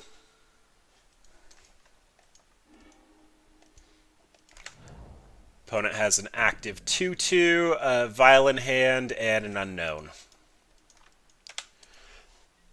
These ports are going to be active during my turn, which means I might crop rotate if they tap 1 down, just so I can actually land Deranged Tournament. I don't know. I also have an active Sylvan Library, so I don't think I care.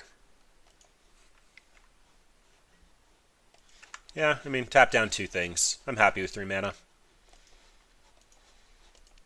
Like, I could crop rotate, go get a Wasteland, knock one of these out.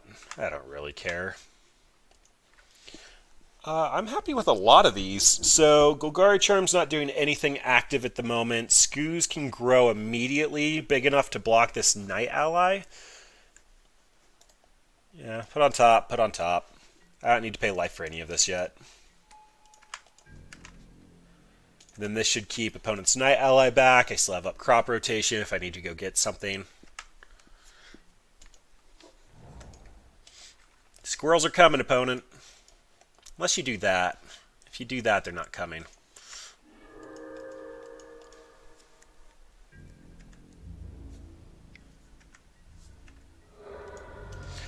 So I know there's a Golgari Charm and an Assassin's Trophy on top of my deck. I almost want to crop rotate here just to shuffle. But I think I'm going to wait for them to try to port down a land first.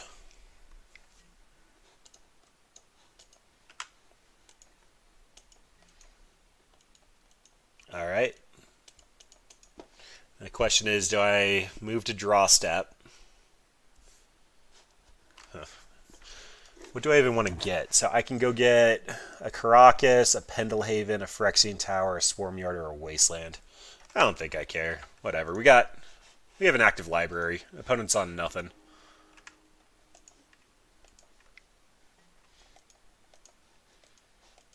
Yeah, again, don't really care. I can Assassin's Trophy one of the ports, but Green Sun Zenith for 2 can't get me anything good. On 1 gets me a Veteran Explorer. I have 4 basics out of 7. Yeah, so let's keep that, put that on top.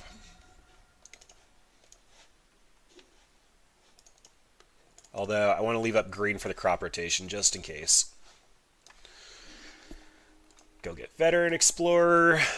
Ship it back to opponent. I'm sure that they have plenty of planes left in their deck, but when we have an active Sylvan library, we can do a lot more with our mana. Yeah, don't super care. You attack in, that's eating the Assassin's Trophy. Now I actually do want to crop rotate for Phyrexian Tower.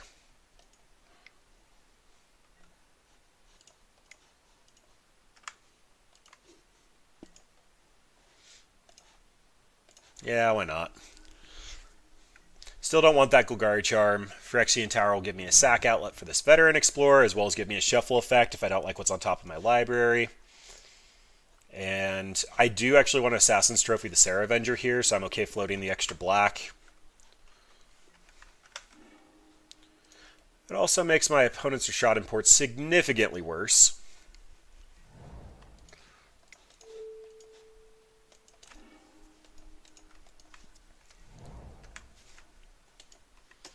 Then they need to find a way to kill my deranged tournament, otherwise the squirrels are as big as their only token on board. They still have an Aether Vial in hand. Oh, and I love all of these cards. Actually, not that one as much. And honestly, I'm not going to bounce their Thalia if they get one. So, I like a lot of those cards.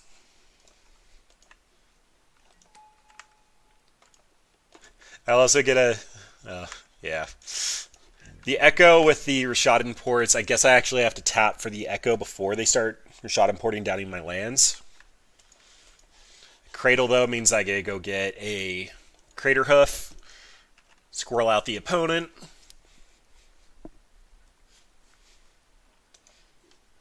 The squirrels, man, they came from the trees.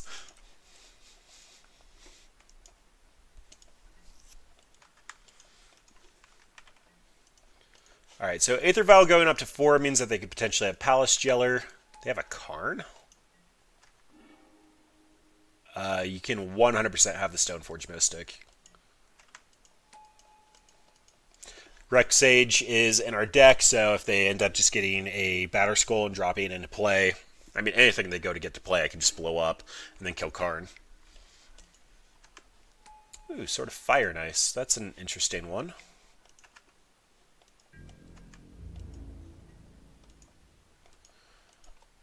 Still gonna die to a Rex Age. And now they're tapped out. So, let's see. I sack a squirrel. I can send 6 damage at Karn. I don't want them getting this Marian Crusader. If I sack the Deranged Tournament, these aren't very big. If I get a land, I can Green Suns for Crater Hoof, and I have a Sylvan Library active, so no, I don't want to pay for that. I also knew about the Crocus. Put on top, put on top, put on top.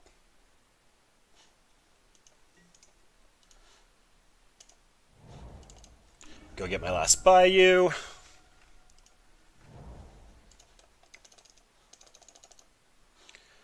7, 8, 9. Just to confirm, I don't crater hoof all that often. Yeah, it's 8.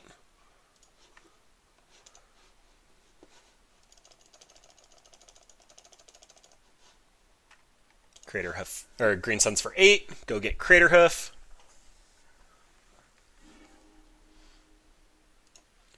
Yay, crater hoof! So this is 15, 24. They can block all but 2. Sad. That means I have to spread the love. I still have an active Sylvan Library, though. I mean, I could put opponent to 1, but...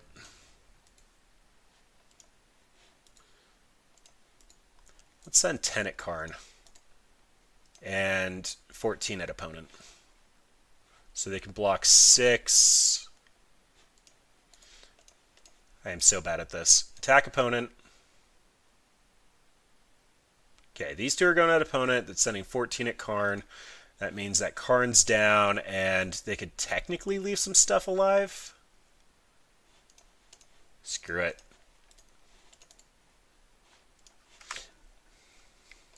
I don't like the way that math is adding up. If I didn't have to sack the squirrel, we'd have lethal. But if I didn't sack the squirrel, I'd be 1 down. Attack opponent for 24. They're going to go to 1 and lose all of their creatures. They'll have an active Karn, but I have 5 creatures to attack with. Oh, they go to 2. Public math, man. Public math.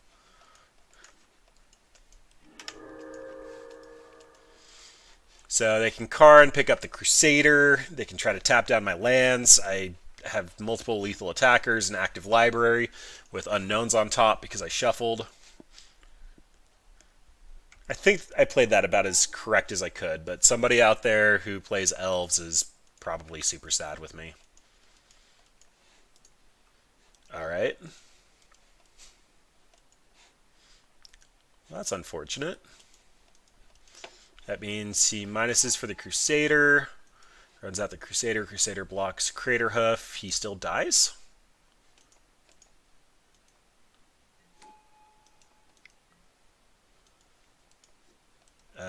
Still dies.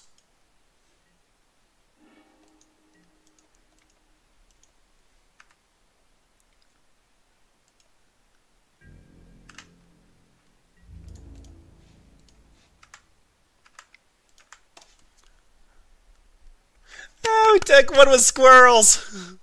I'm so happy. I don't even know who to thank. I have to thank somebody out there. I didn't even update my record. So we are currently 1-2. We've lost to Miracles and Lands. Yeah, that Lands matchup was rough. We're already 2 hours in and we're only 3 matches in. Ugh, this is a long video. But Squirrels! The Squirrels did things! We took a win. I didn't think we would. I really want to get a Liliana out when I can kill off squirrels like candy. Phyrexian Tower, an Explorer, get 2 mana, go get 2 lands, draw a card. Yeah, this Lily seemed like she was perfect for Nic Fit, but we didn't even get up there. Pernicious Steed is cute. We have a couple of good cards. But the Squirrel Nest, man. Squirrel Nests.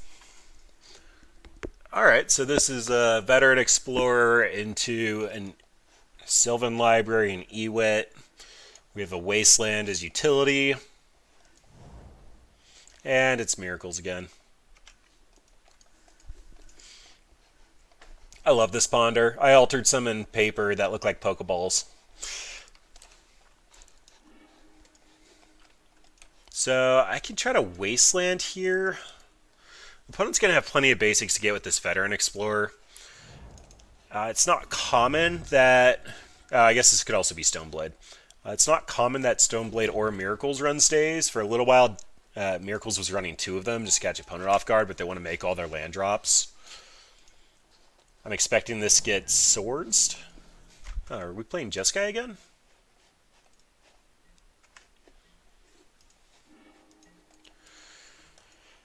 Alright, first things first, Veteran Explorer pokes for 1.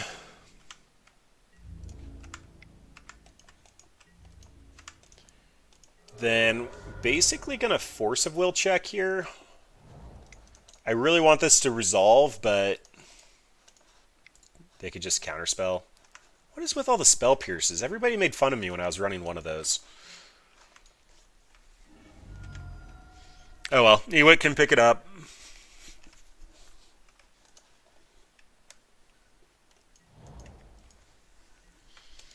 Yes, go get those non-basics. I have wastelands for you, opponent.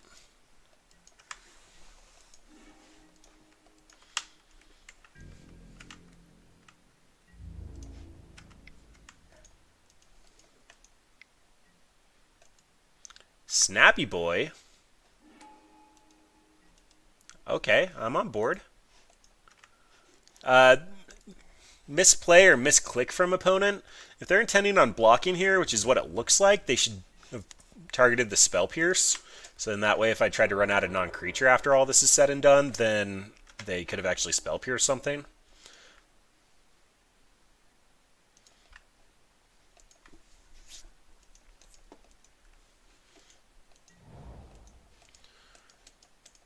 But no harm, no foul. Let's go ahead and...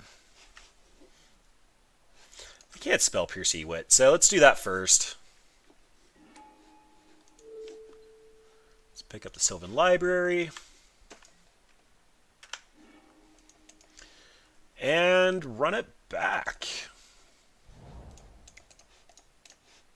Do you have another counterspell? You do not. Alright, so I'm expecting Council's Judgment on the Sylvan Library. Like, this card is just busted. When you're trying to 1-for-1 your opponent and keep... Okay, whatever. So we can't draw more than one card, so we shouldn't be activating Library.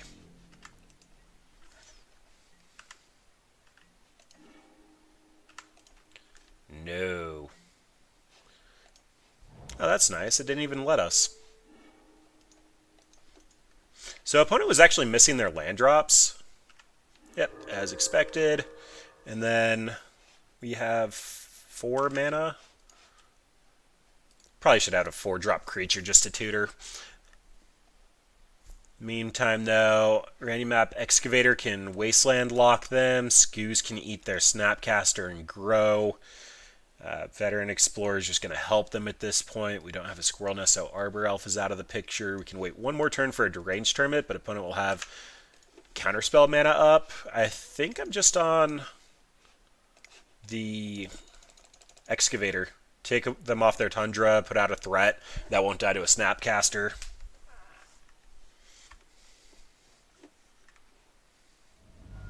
Oh, and they have the Force of Will. Alright. Well then, this is going to be a slow, awkward game of Magic. Opponent's missing land drops. We can't draw additional cards. We have lands in hand. Fetch land would get us a Dryad Arbor, though, which is relevant.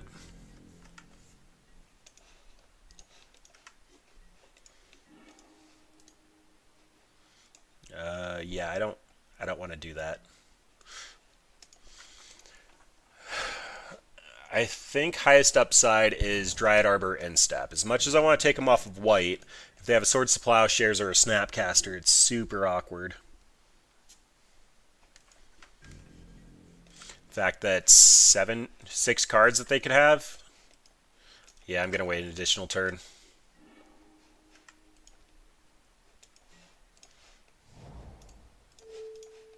Bye-bye. No lands for you.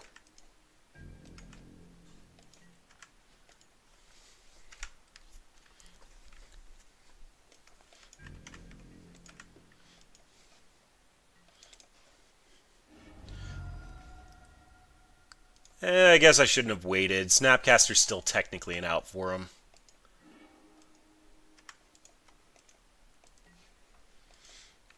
But on the plus side, now we have a Deranged Tournament, so if they do Snapcaster, that means they have to have another Force of Will. Go kill that Narset. I want to use my Sylvan Library. Alright, well, I think that means Deranged Tournament. Odds are they have a counterspell, but... Oh, they could not tap fast enough. But my squirrels! My squirrels, opponent! I wanted my squirrels! Alright, they found a cantrip. Ponder's a pretty good one. They basically get a look for a land in 4 cards. Oh, okay. Yeah, they shuffled that time. And conceded? Okay. Well, Sylvan Library is a pretty good card. It's like a really good card. Alright, same as last time. Choke taps down all their islands. Tireless Tracker gets this card advantage. Abrupt Decay is not counterable. You can hit Narset, which is relevant. Like, Narset's been a really good card. I've really been liking Narset. Collective Brutality can kill Snapcaster and Duress, so it's a consideration, but this is in here for Burn. Burn's a lot more common in paper, where it's like one of the cheapest Legacy decks. Online, when everything is fairly cheap, it's not nearly as common. Golgari Charm, I'm kind of expecting True Name Nemesis. I'm not going to bring this in, but seeing a blue deck makes me think True Name Nemesis. Seeing Narset makes me think it's spell-based. So it's possible, but not likely. As far as cuts, Deranged Hermit is counterable, Lily's counterable, Spell Pierceable. Like, Lily just feels awful here. You don't want to commit that much mana to a threat and then have it not stick around.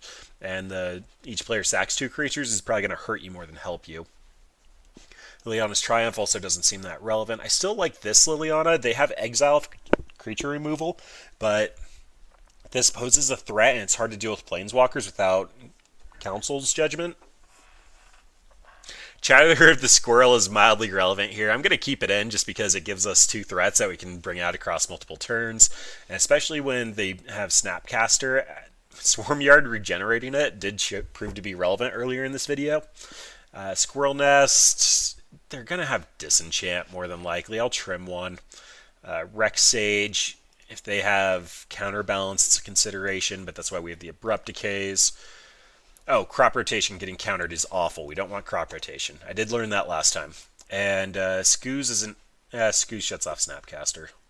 Maybe just an Assassin's Trophy. I think we trimmed one last time. It deals with their Planeswalkers, but it still gets them a land, and we're bringing in Abrupt Decay to kind of fill that slot anyway.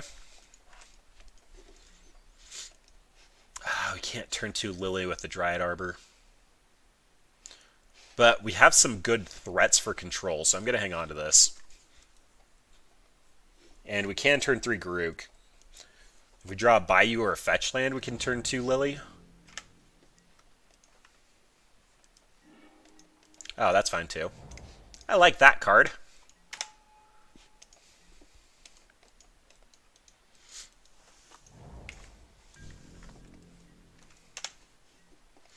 Poor opponent, though. We even gave him 2 lands.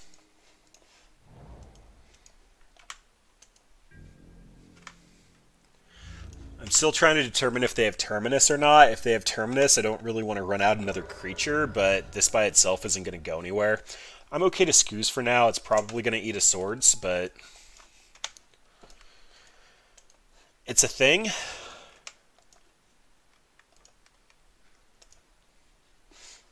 Moto's starting to bug out. Pass priority? No?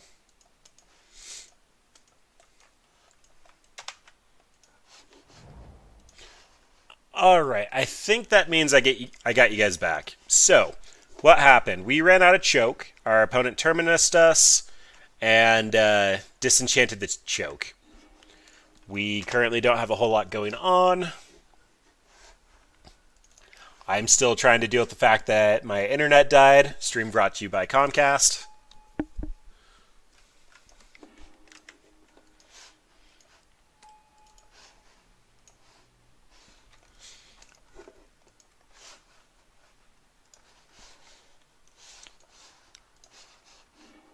Hey, there we go. Yep, back on Twitch. Sorry, that took a minute. Opponent's going crazy with the Mentor. That's not the right button. Here I get a Pernicious Deed and probably die.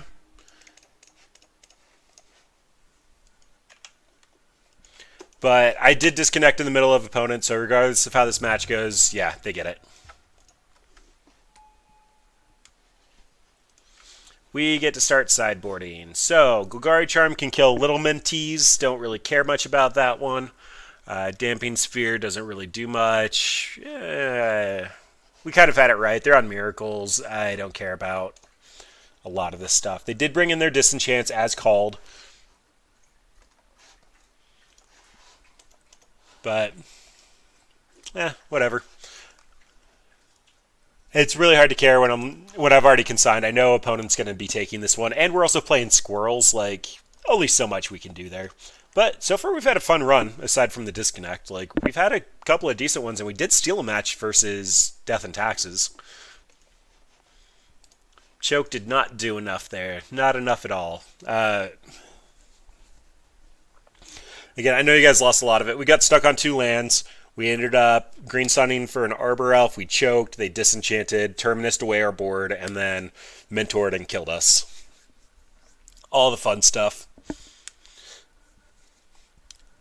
Mentor's a really good Magic card.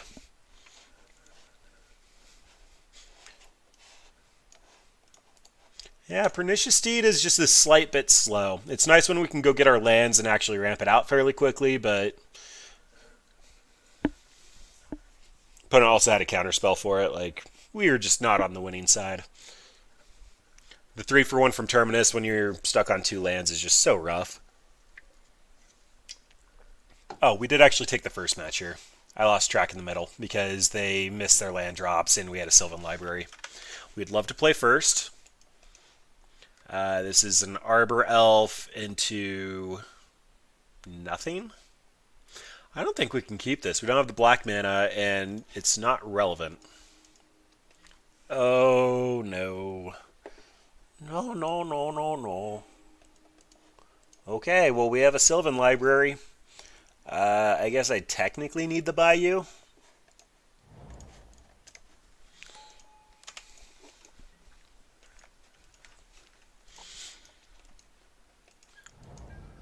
Alright, opponent's on Basic Island. So they did show a Spell Pierce previously. I'm mildly interested in Tireless Trackering here. I think Tireless Tracker on turn 3 with the fetch land stronger. If they Spell Pierce this, yeah, like I don't know what's going on. I ran Spell Pierce and everybody's like, that's a bad card and you should feel bad for running it. I guess you can catch some people by surprise, but this has been slamming me all day and it's been painful. I think it's mildly less relevant without Deathrite Shaman being able to ramp you for free, but alright, well, I guess that's a card.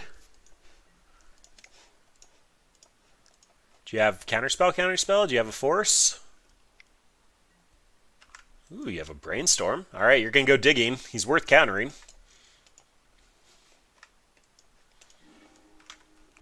Huh? Maybe? Oh. You gots it. Alright, well, Garruk is hopefully going to land then. Garruk, again, this is another one of those cards that I've heard a million people pronounce differently. My card shops have normally called him Garruk, but I've heard Garruk as well. The OG Chain Veil wielder.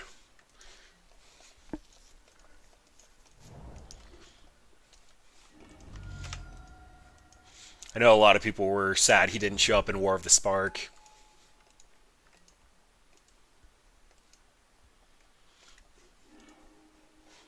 Alright, opponent gets a counterspell. Well then. Let's hopefully just land this thing before... We also haven't seen any Wastelands from them. But hopefully we get a land you while they're tapped out. Yay, they don't have another Force! There could have been an argument there to untap the 2 lands in Abrupt Decay Narset. We don't have any plans to draw in the future, but this is going to give them 1 additional card.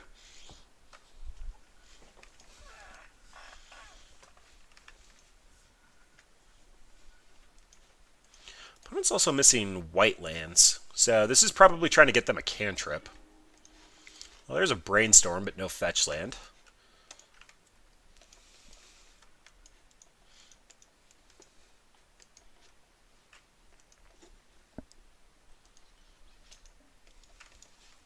We also have 6 mana. I think we cut Lily, though, because it's just so hard to want to run out of 6 mana Planeswalker when they have Spell Pierce and Counterspell.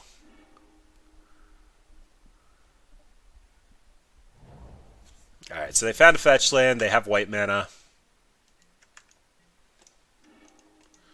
That's a Green Sun Zenith for a... whatever the thing's called. Deranged Hermit. Alright, so attack opponent, attack Narset.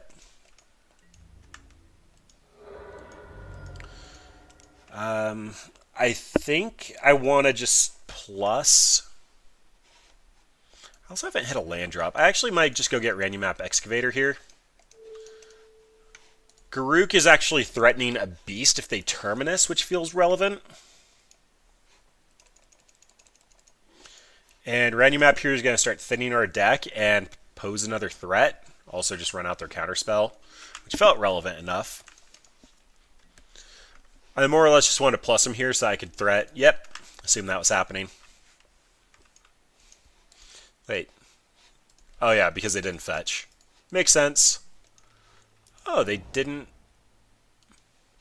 I are confused. I don't really comprehend what's going on. Alright, so all these go at opponent, and then I can float mana, untap with Garruk, and then hold up mana for a Spell Pierce. Opponent's also holding up Force of Will mana, but a Force of Will here is posing significantly less threat. And untapping also means that I get to hold up Abrupt Decay. Force it. Devin's Veto?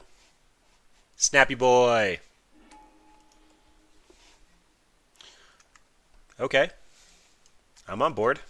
That could have been a Spell Pierce, though, so our sequencing was relevant. Overrun here is also posing lethal over the Snapcaster.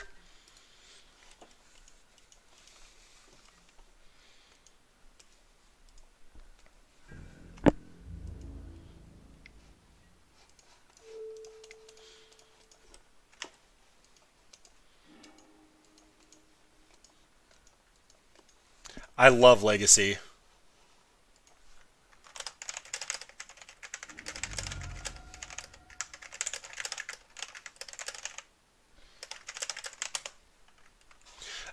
Yeah, so I did disconnect for like 10 minutes on opponent, so I feel super bad about it. I just told them that I was going to concede. Just that they didn't think I was going to overrun and kill them here. Alright, there's a Supreme Verdict. Cradle's an interesting one. In the meantime, though, Garruk is making me some beast tokens.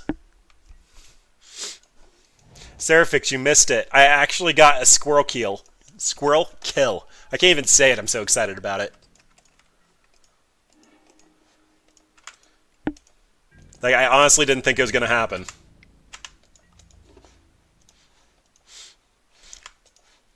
Yeah, so I had 2 Squirrel Nests out and active. 2 of them. Opponent had a Jite and I still won.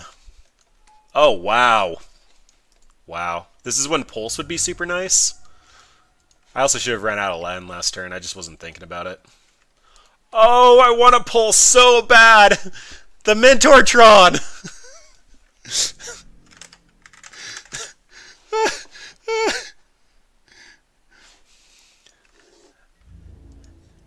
Yeah, Deed is fine. Opponent said he was super unlucky. I don't even really have words for what's going on here.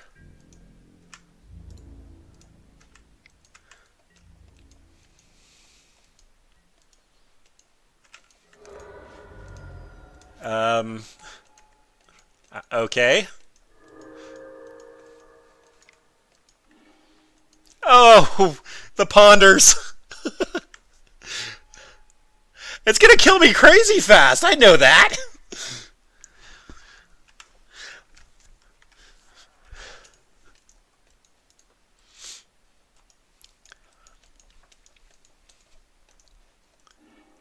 Why would I trophy here, though? If he attacks in with both Mentors, and he's going to draw into another cantrip. I could get a Crater Hoof, though, if I Cradle...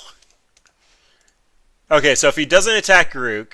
Okay, Never mind. That's out. I was going to say I could draw into Craterhoof, but...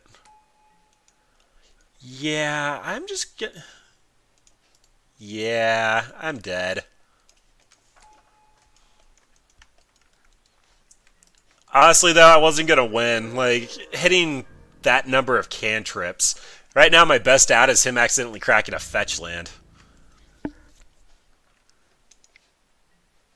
Yeah, he did.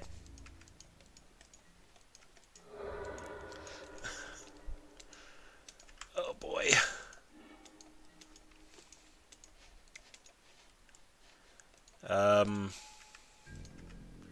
Yeah, this isn't good. This really isn't good.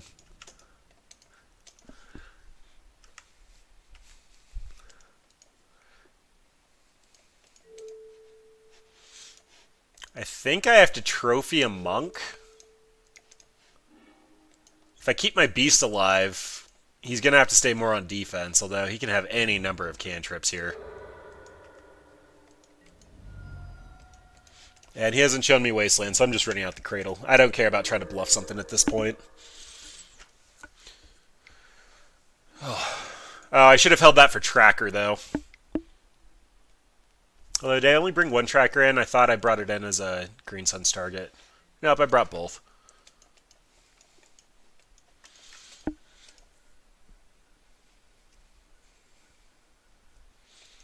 Oh, this is not good at all. It's not like you can even get Brainstorm locked, though. You get Brainstorm locked off of lands, and a fetch land's gonna allow him to fetch in. So not good. Oh, lordy. Lordy, lordy, lordy. He gets to Brainstorm again. Bouncing a token actually might be the best bet because Craterhoof isn't out. Yeah. Kind of expected that one. So Deranged Hermit would be pretty good. Just because I'd force him to stay on defense for a little while. Also give me a... I'm doing this to thin my deck.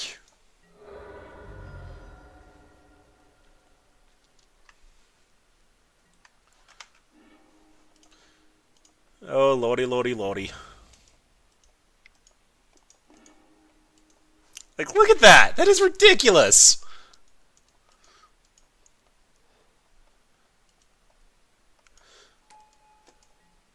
Triple Mentor. I don't think there's much coming back from that. Not when you're living off top decks. And a Jace. That's not a way to win. Yeah, I'm giving him the GGs. Alright, well, that was painful. That was really painful. We took a game with Squirrels, though. That's the takeaway. We've taken a couple of... we've taken a couple of matches. We've taken a couple of games, but we've taken a match. That's the important thing to take away. Legacy is also super rough in the fact that if you don't at least go 3-2, you don't get prize support. So we're letting our last opponent have this. It's not like Modern where you can take random jank and hopefully 2-3 and take something live to FNM. Legacy is very entrenched and expensive and requires good cards. Yeah, because we brewed this one, I don't even really have a price sticker for this. Let's see if the website updated yet. No? Okay.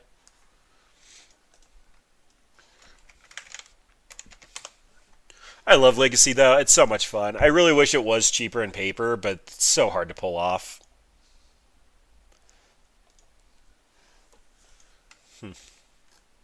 Yeah, for some reason, it's not actually updating my price. I wonder if we got, like, blacklisted from Scryfall or something.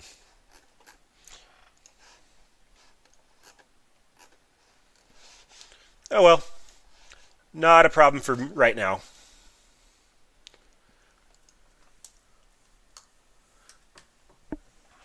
Yeah, Legacy's also really hard when you stream. Like, we have 4 copies of Cabal Therapy where you have to name a card, and a lot of decks run it. Both Storm and Nic Fit and Grixis Control and basically anything with Young Pyromancer in it. And so, like, if I'm streaming Legacy, an opponent can just hop into Twitch, put in your name, and basically just snipe whatever's in your hand. It's a cost. Like, I'm fully well aware that I can get sniped, and I still stream anyway, but it is something to be aware of. Legacy is just so much fun, though. Like, it's such a good format. Yeah, it was significantly easier to name stuff when you had the Gitaxian probe to set it up, but still, it's just like, there's 4-ofs in the decks because anybody who plays Legacy is aware that like most of the decks are, what the best optimizations are, what the current lists are running. Like, it's pretty entrenched.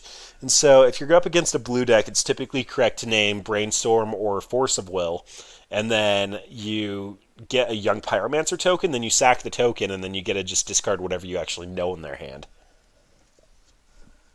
So the first one doesn't hit as often, but you're still naming a 4-of in the deck, at least 90% of the time.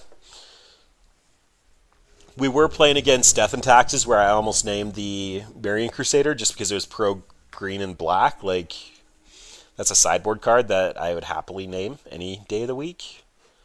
Oh, this is so tempting. I have Garruk and Ramp, but no green. We can do better.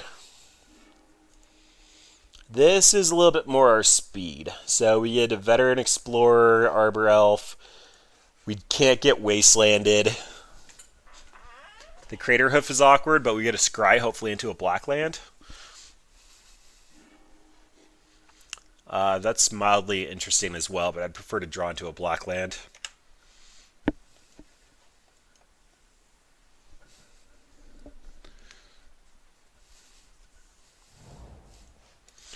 Underground Sea. Alright, so if we're getting hit by Storm, we're going to get wrecked.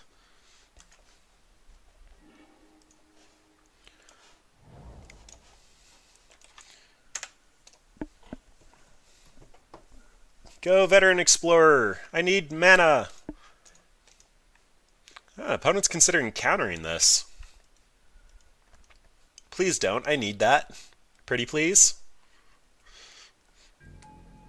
Yay!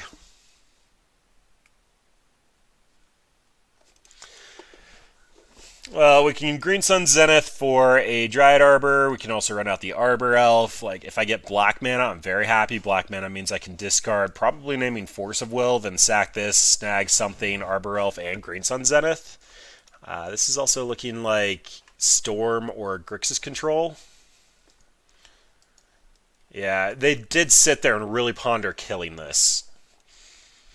So it's also possible the Grixis Pyromancer, but that's not Grixis Delver, but that's not nearly as popular since Deathrite got banned. Yep, there's Young Peasy.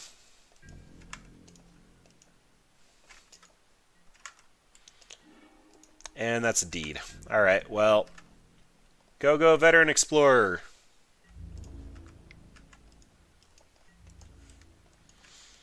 And opponent doesn't want to have to deal with that. So Arbor Elf comes out, and we're probably not recovering from this. They're going to untap and just go completely nuts with the cantrips and all the random shenanigans. We could potentially Pernicious Deed and just clear the entire board, but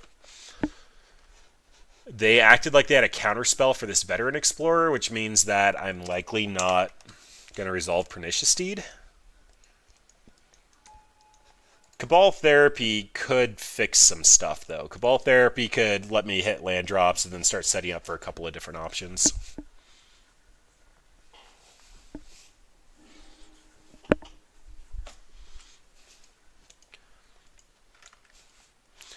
It never feels good, though, when you let your opponent untap with a Young Peasy. I am feeling a little bit more confident that they tap black here. It means less likely that they have Cabal Therapy. Cabal Therapy naming anything in our hand could just be awful. They might even name the Cabal Therapy just because this is Nic Fit, obviously. No fun, opponent. No fun. They did shuffle off the Ponder, so it's possible they're missing their land drops. If this is Grixis Pyromancer, they shouldn't have any basics or potentially just an island. Oh, and I love that card, but it's so awkward. All right, go. Dryad Arbor Tutor.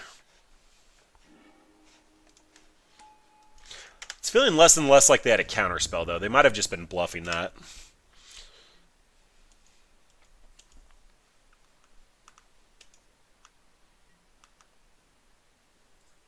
Yeah, pretty much. If they had dazed, they would have dazed the Green Sun Zenith to get a land. Oh, they found their land. They also shouldn't have an exile clause for Veteran Explorer.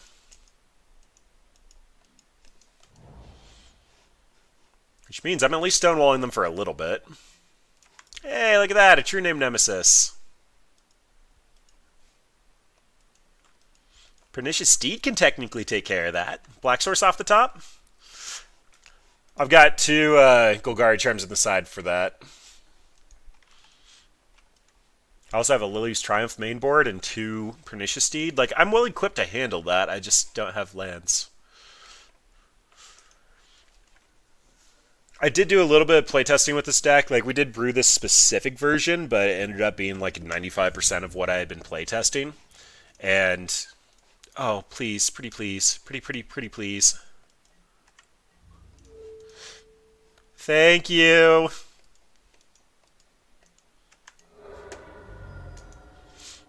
We're playing a Squirrel deck opponent. You should at least be nice enough to let us try to have a game of Magic here.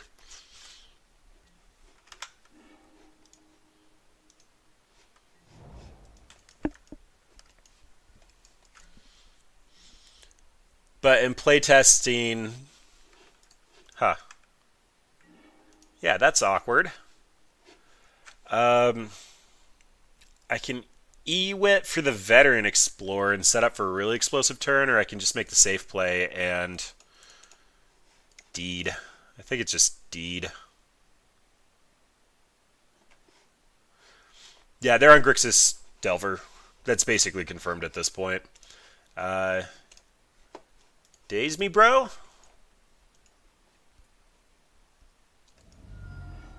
Nope, they had the Force. Alright. So currently taking 7 on table. I'm at 10, which means I can E-Wit and pick up Deed. It's not going to get me very far. I can E-Wit and pick up Veteran Explorer, go get 2 basics, and if I draw a land, that means I can... Yeah, I think this is over. I basically have to draw Pernicious Steed here or a Phyrexian Tower. Phyrexian Tower would let me E-Wit and Pernicious Steed, and that'll buy me 1 more turn, but I'll be dead to Bolt.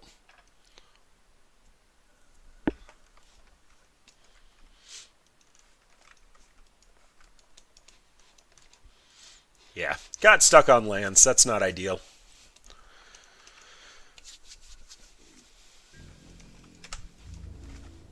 There was a consideration there to leave Dryad Arbor on tap to block the Pyromancer, but it didn't feel like high enough upside. I wanted to be able to not care about my Dryad Arbor in case it got pushed or bolted.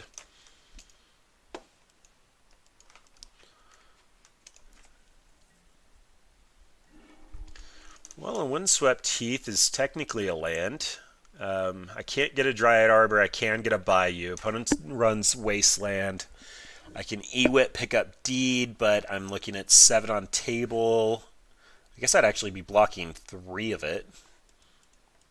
That could technically buy me a turn. Let's just see if they have another...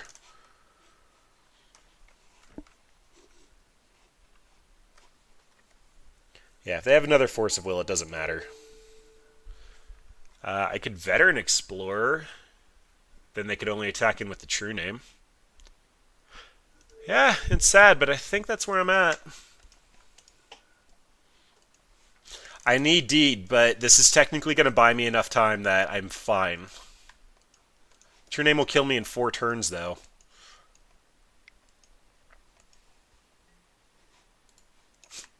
Alright, well, they have a Bolt.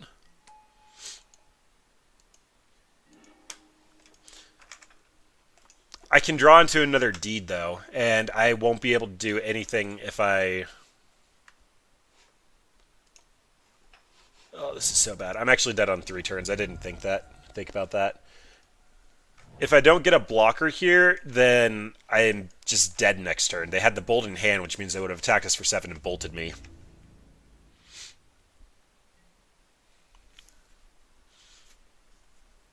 Whereas here I'm only taking 5 and not taking a bolt to the face.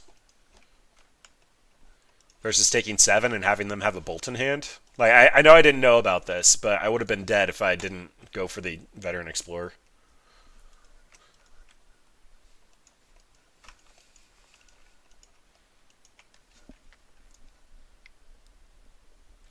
I think that this is play to win, where taking the deed is play to survive, and playing to survive against a tempo deck doesn't work. Yeah, like, just super, super dead in all kinds of ways here. Alright, so Golgari Charm comes in for sure. Collective Brutality comes in. Scavenging Ooze is fine. Lily's Triumph is terrible versus the Young Pyromancer deck. Liliana seems fine. I just want to land her, and this is the last game in the series to try to land her. Last Hope would have just been fantastic there. Chatter the Squirrel feels awful. This is just a bad Young Pyromancer token. Crop Rotation getting countered is bad, and Choke seems fantastic. Rexage can probably come out. Assassin's Trophy doesn't give them a land. Don't really care about the Decay. Decay can hit a Delver on 1 on my second turn, but doesn't seem good enough. I think they've stopped running Gurmag Angler. I could be wrong about that, and this probably isn't worth bringing in just for Gurmag Angler. Especially when I can have Squirrel tokens block all day long. I'd see probably just trimming one of this.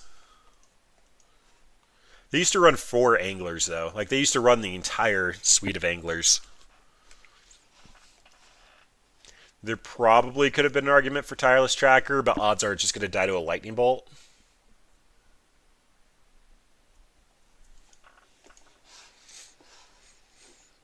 For a little while there, they were running all 4. I actually had the deck, like, fully invocationed out. I just wasn't that big of a fan of playing it. It felt very linear. I didn't feel like a lot of the decisions I made an impact. I'm not keeping another one-lander. Oh. Oh. Well, this hand dies to a Delver.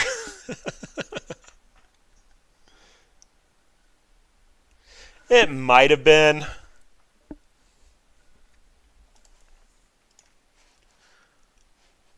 I mean, Decay probably would have come in for Liliana and maybe the other Deranged Hermit, but I really want to stick a Liliana. I should have just done Arena Nic Fit, but am I stupid for keeping this? Like, I just want to wasteland their 3 lands, and hopefully they don't have a Delver, and I just win on the spot. I can try to scry into a green source.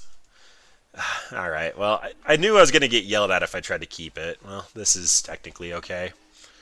I already have a Golgari Charm. And I can only try to set up for my best out here, which is going to be a Bayou into a Cabal Therapy. I honestly don't know why I've had so many land issues with this deck. I have 24 lands, 23 lands. I have a lot of lands.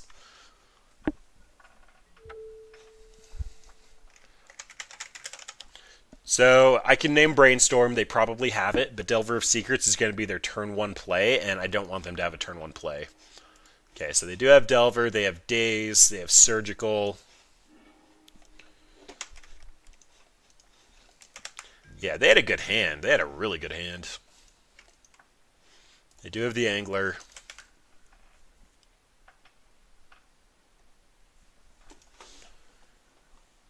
But this is probably getting a Volcanic at this point. And then they just hold up Bolt and Daze.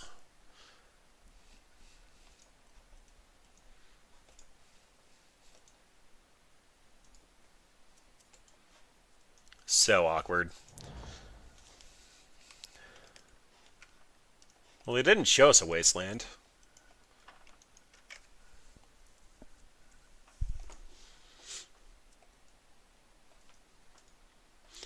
Technically, they should just keep this back. They don't know what they're drawing into, and unless they actually had another Delver, or they drew into Young Pyromancer, they won't even know what colors they want. They need to get an island for days, but they have a mixed hand. Yeah, they probably have the 4 Wastelands.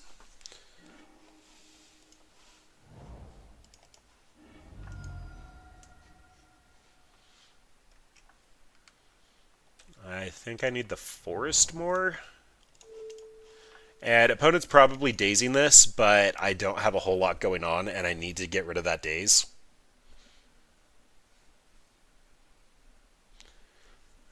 Odds are they don't want to take the tempo loss, so they'll just let me take my pick. The Surgical doesn't really do a whole lot. We're not actually Nic Fit. We only have the Veteran Explorer, which is when it dies trigger, not a when it dies exile it like the Rectors are.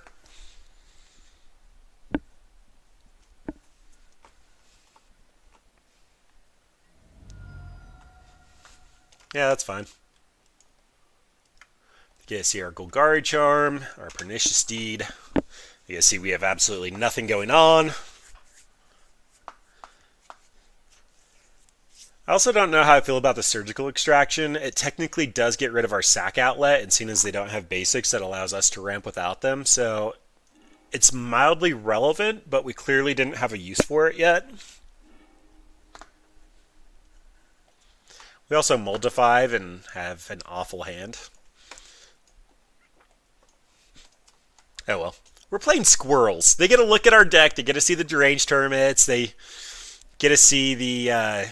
I guess we took the Chatter of the Squirrels out, but they get to see the Squirrel Nest. Like, we are currently in the 1-3 bracket. Let's keep that in mind.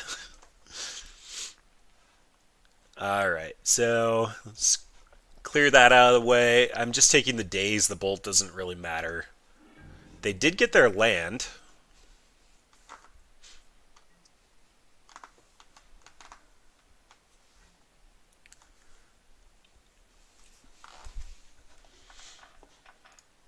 That true name's gonna hurt.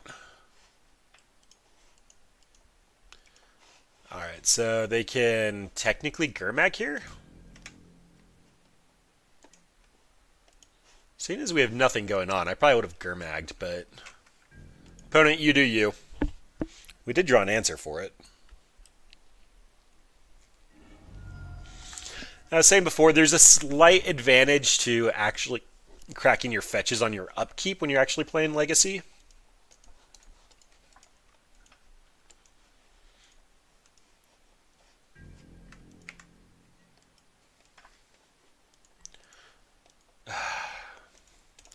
Yeah, I'm wondering if I'm supposed to Assassin's Trophy the land now that they've exposed it.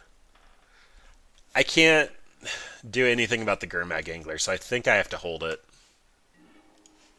Hey, that works. Run out your counter magic on this, bro. Daze me, bro. Honestly, it's harder. It's safer on the battlefield than in hand. They just hard pay for days, then... Yep. That's fine. I still have a threat for Gurmag and a threat for True Name. Despite the fact we mold to 5, we actually kind of can interact with the opponent. They do have 2 cards I don't know about in hand, but...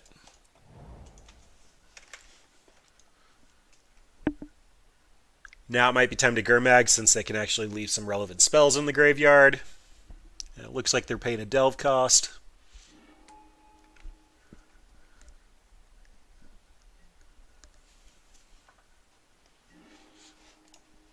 That's not bad. That gets me around Spell Pierce.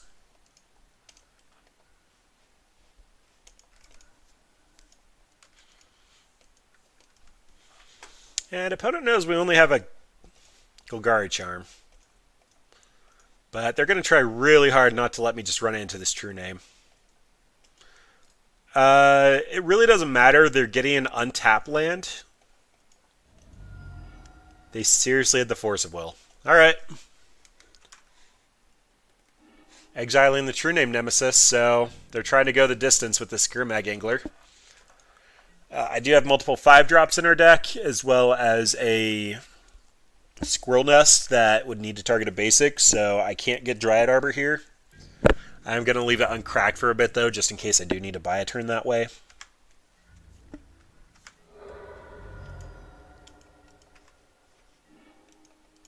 Oh, look at that.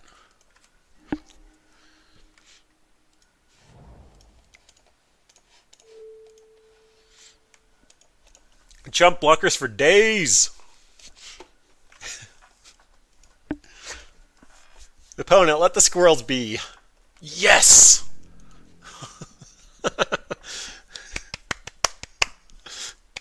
I make myself so happy sometimes.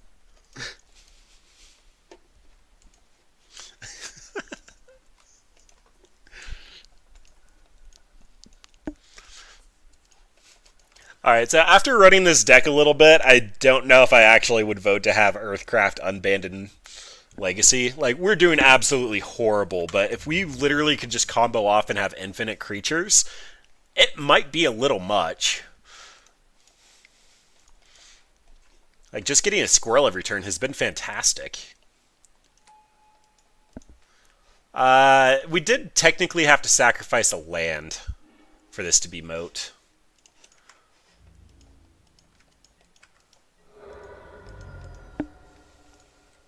And it only stops one creature.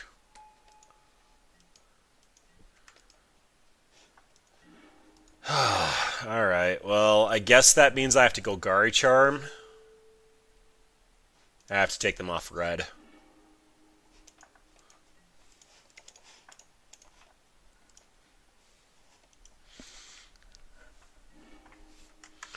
Alright. Well, we have the squirrel chump blocking every turn. That's honestly not the worst thing I've ever seen. We're making squirrels.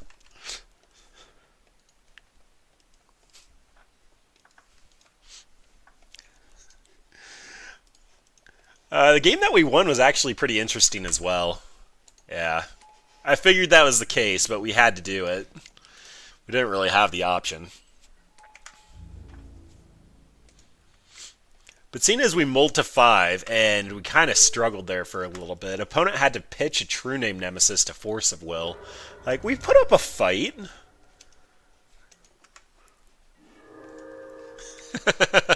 Run it back! Although, we are super dead to future True Name Nemesis.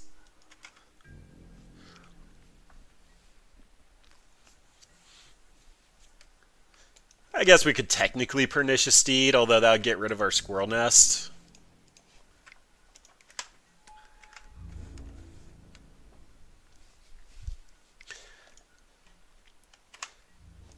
The one thing I'm super excited about, though, is Morrow said that the Lorwyn is storybook enough that we could potentially see squirrels in it. It's not likely, but we could potentially see squirrels, and it is on the short list of planes that we could return to. So I'm hoping for future squirrels. Opponent, in the meantime, is probably like squatting on a Force of Will and probably drawing into like another Gurmag Angler, or they're sitting on a True Name Nemesis they can't quite cast yet, and we got squirrels. The way that we ended up beating Death and Taxes was we drew another Squirrel Nest in this scenario. So we could just make 2 squirrels a turn and eventually overpowered them. Ooze would be a really good one. Oh, Swarm Yard is actually relevant. We get to regenerate our squirrel token.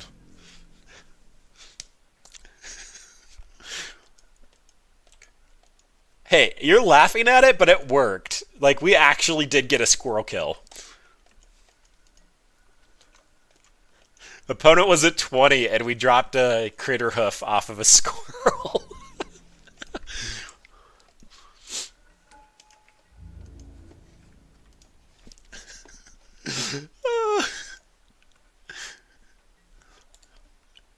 I don't know who, but somebody would be so proud of me right now.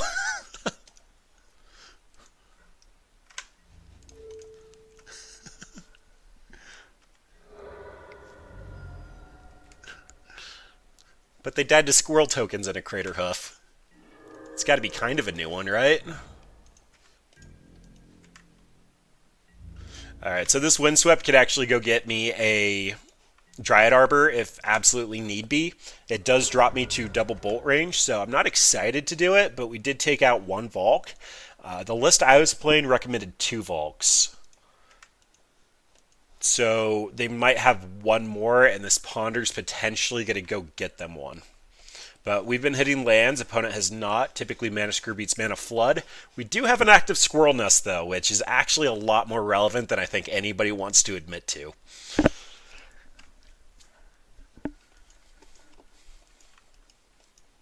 And now, if I draw Liliana, I'm going to be very, very happy until they Force of Will it. Then I'll blame opponent for not wanting to have fun, and then we'll probably lose, but I don't know. We're going to be getting advantage here. Opponent has to leave the Gurmag Angler on defense for the Squirrels, and we'll just regenerate the one that they block. We have the Squirrel Lock. I don't know why that makes me so happy.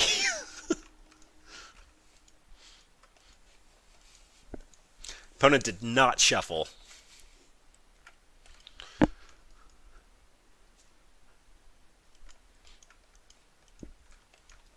Opponent's also falling crazy far behind on clock. A lot of the legacy players we've been playing have been tanking really hard. Hey, they found a land. Good for them.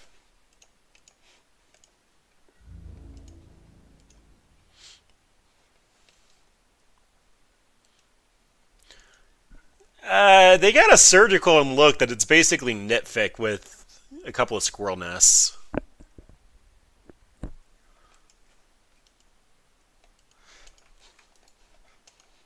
I don't know, like, it's not very different than playing a young pyromancer.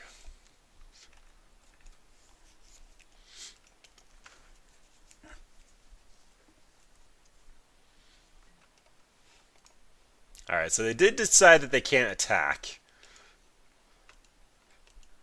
Squirrels are coming for you, boy. Now, can I actually attack? Because I attack, I regenerate the one that blocks.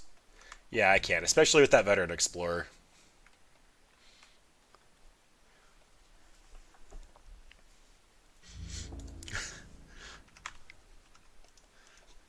Told you, Morty, don't F with squirrels. Don't do it, Morty.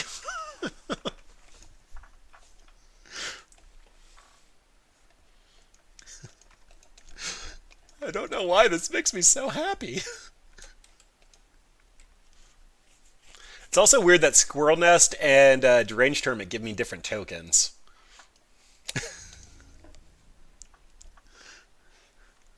What could he do? It's just a squirrel, right?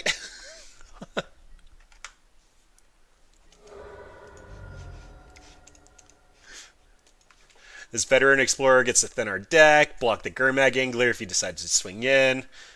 Squirrel Nest is relevant. I don't know why this makes me so happy. What's sad is that one damage was kind of relevant because it means that I think he's on a slower clock. It's 2 BAM. I guess it doesn't work like that. So it's going to be 2 next turn, then 3, then 4. Okay, so it doesn't change the clock at all. Unless it gets another blocker. But he does actually get to fetch now, so he has a good 3 cards in hand. There's the other Valk. So if he's sitting on 2 bolts, I'm not in great shape. If he's sitting on 2 bolts and a Fork Bolt, I'm just dead. Oh yeah, like, this is Nic Fit, and we're a bad Pyromancer deck. I didn't have very good hopes and dreams going into this. I did 2 practice leagues because I've never played Nic Fit, and I haven't played Legacy really since the Deathrite ban, but it's unique. I think this Gurmag attack is going to read a lot more than... Yeah, so he's trying to take the assertive position here.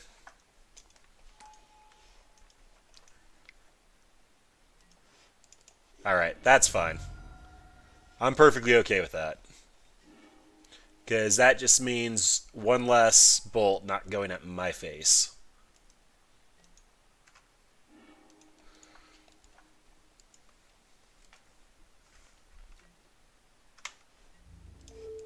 Haha!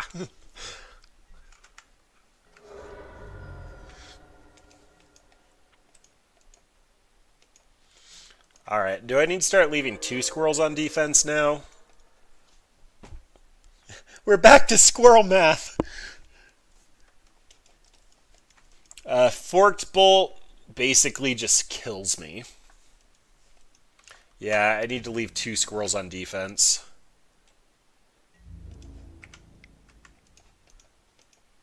Ideally, I'm still netting squirrels through this entire process if I go back to attacking with 1 squirrel. Just means that I'm going to be less dead to forked bolt. That fetch land was a nice cover for a turn. An opponent gets a cantrip to find an answer.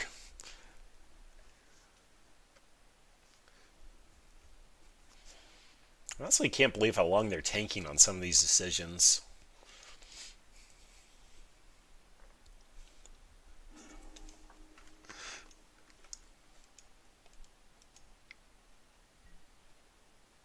Haha!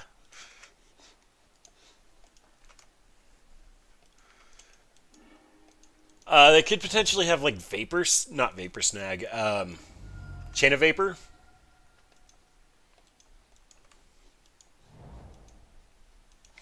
Oh, they have 3 Volks. Okay. Okay. This is where it goes south very quickly. I need a deranged hermit ASAP.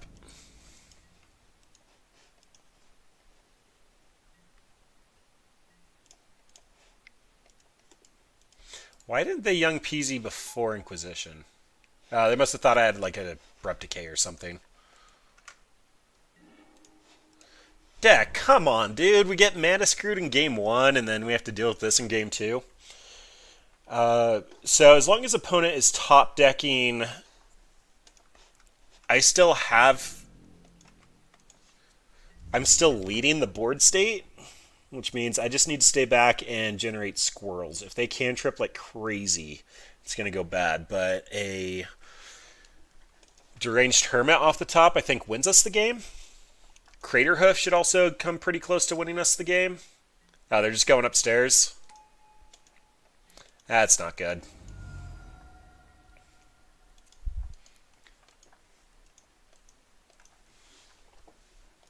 Yeah, any removal puts us back in the lead, but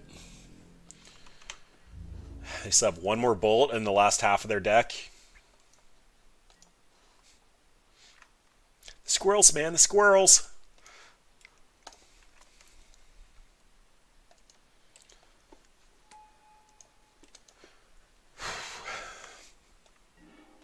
Pendelhaven.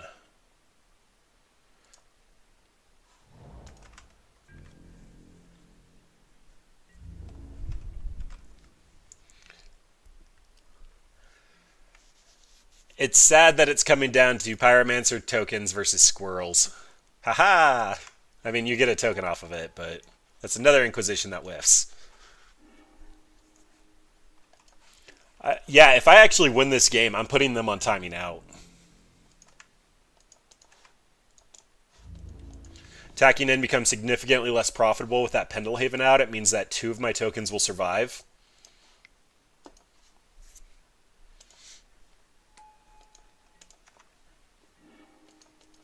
Alright, and that's a thing. Bye, Peasy. They also know about this forest, so I'm definitely running it out. I'm going to try to keep an empty hand for a little while. It's better for the reads when your opponent like Inquisitions you twice and sees lands, and then you're emptying your hand, and then it makes it a little less likely that they think you're holding one. I think I can technically get in with a couple of squirrels, but I'm better on timeout at this point. Opponent drawing into Bolt is lethal, but yeah, that don't do it. True Name is also a problem. Although Crater Hoof is just a win. I think Deranged Hermit making these 2/2s is also just a win. Another Squirrel Nest is a threat. Like anything but lands. Anything but lands. Like I can get in with 2 of these. I can, but then my squirrels will die on the backswing.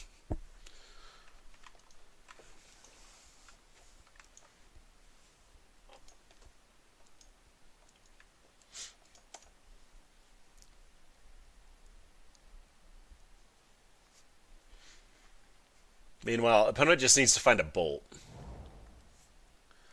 Oh, that's frustrating.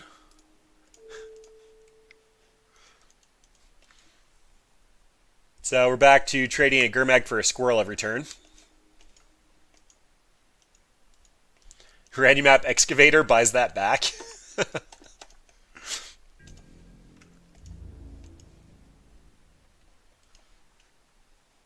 Yeah, you still can't really attack opponent. So I did board out one of the deranged hermits.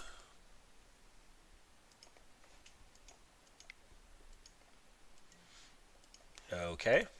I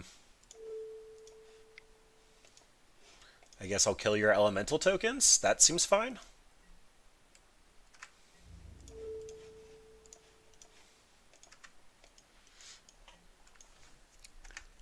That was a weird attack.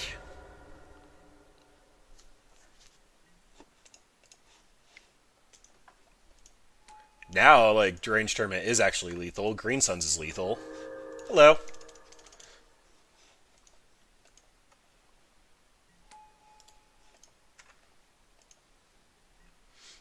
Look at the squirrels! Chat, we did it! We did it!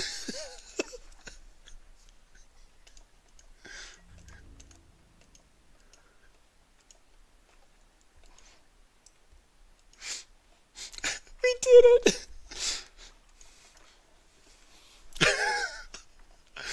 Alright, so Abrupt Decay comes in, I guess. Like, we're not going to be playing long enough for Lily to come out. I still think Deranged Tournament as a Lord is a fantastic Green Suns target. Maybe the other Garuk. We might win 2 games with squirrels.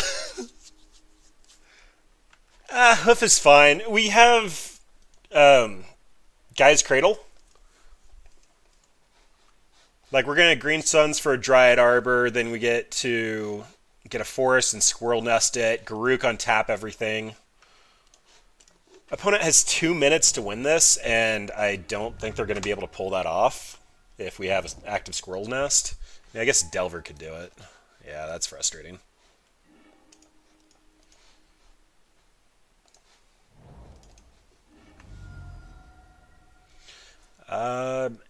Given what we have here,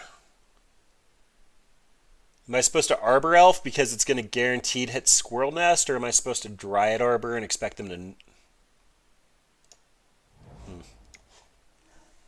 Yeah, Arbor Elf. If it survives, it means that I get to untap Squirrel Nest repeatedly.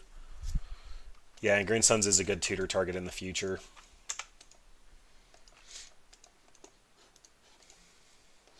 Alright, Delver not flipping is a good start. I can also go get a Scooz.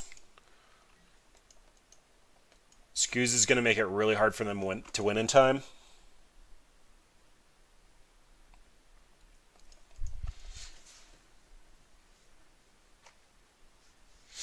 Tanking so hard versus the Squirrel deck. Like, literally 15 minutes longer. I guess literally 13, but same diff. Alright, so opponent might actually have Daze, which makes me want a Green Suns for the Explorer. Explorer's going to keep everything off the ground. Delver can kill me in the air, though.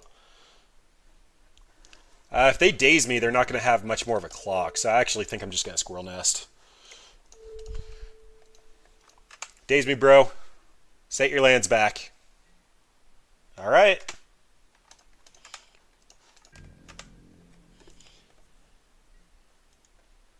So I can make 2 squirrels next turn. I can Garuk and make a squirrel.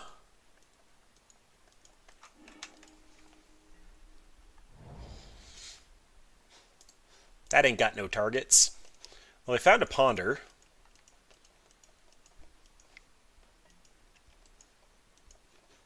Is that really what you want to be doing with a minute on clock?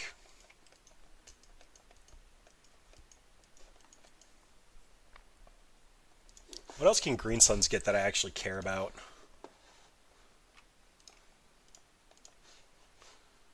Ewit, Excavator. I think I took the Triumph out.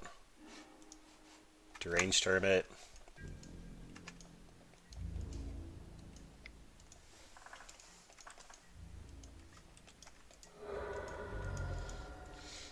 Garuk also means that I'm probably going to be able to green suns for a crap ton.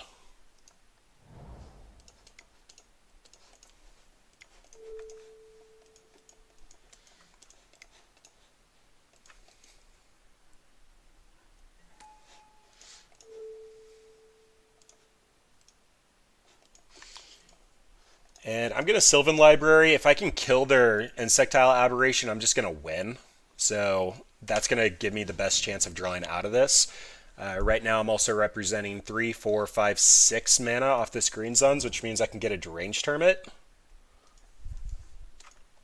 and put opponent on a 2-turn clock, although they're struggling hard.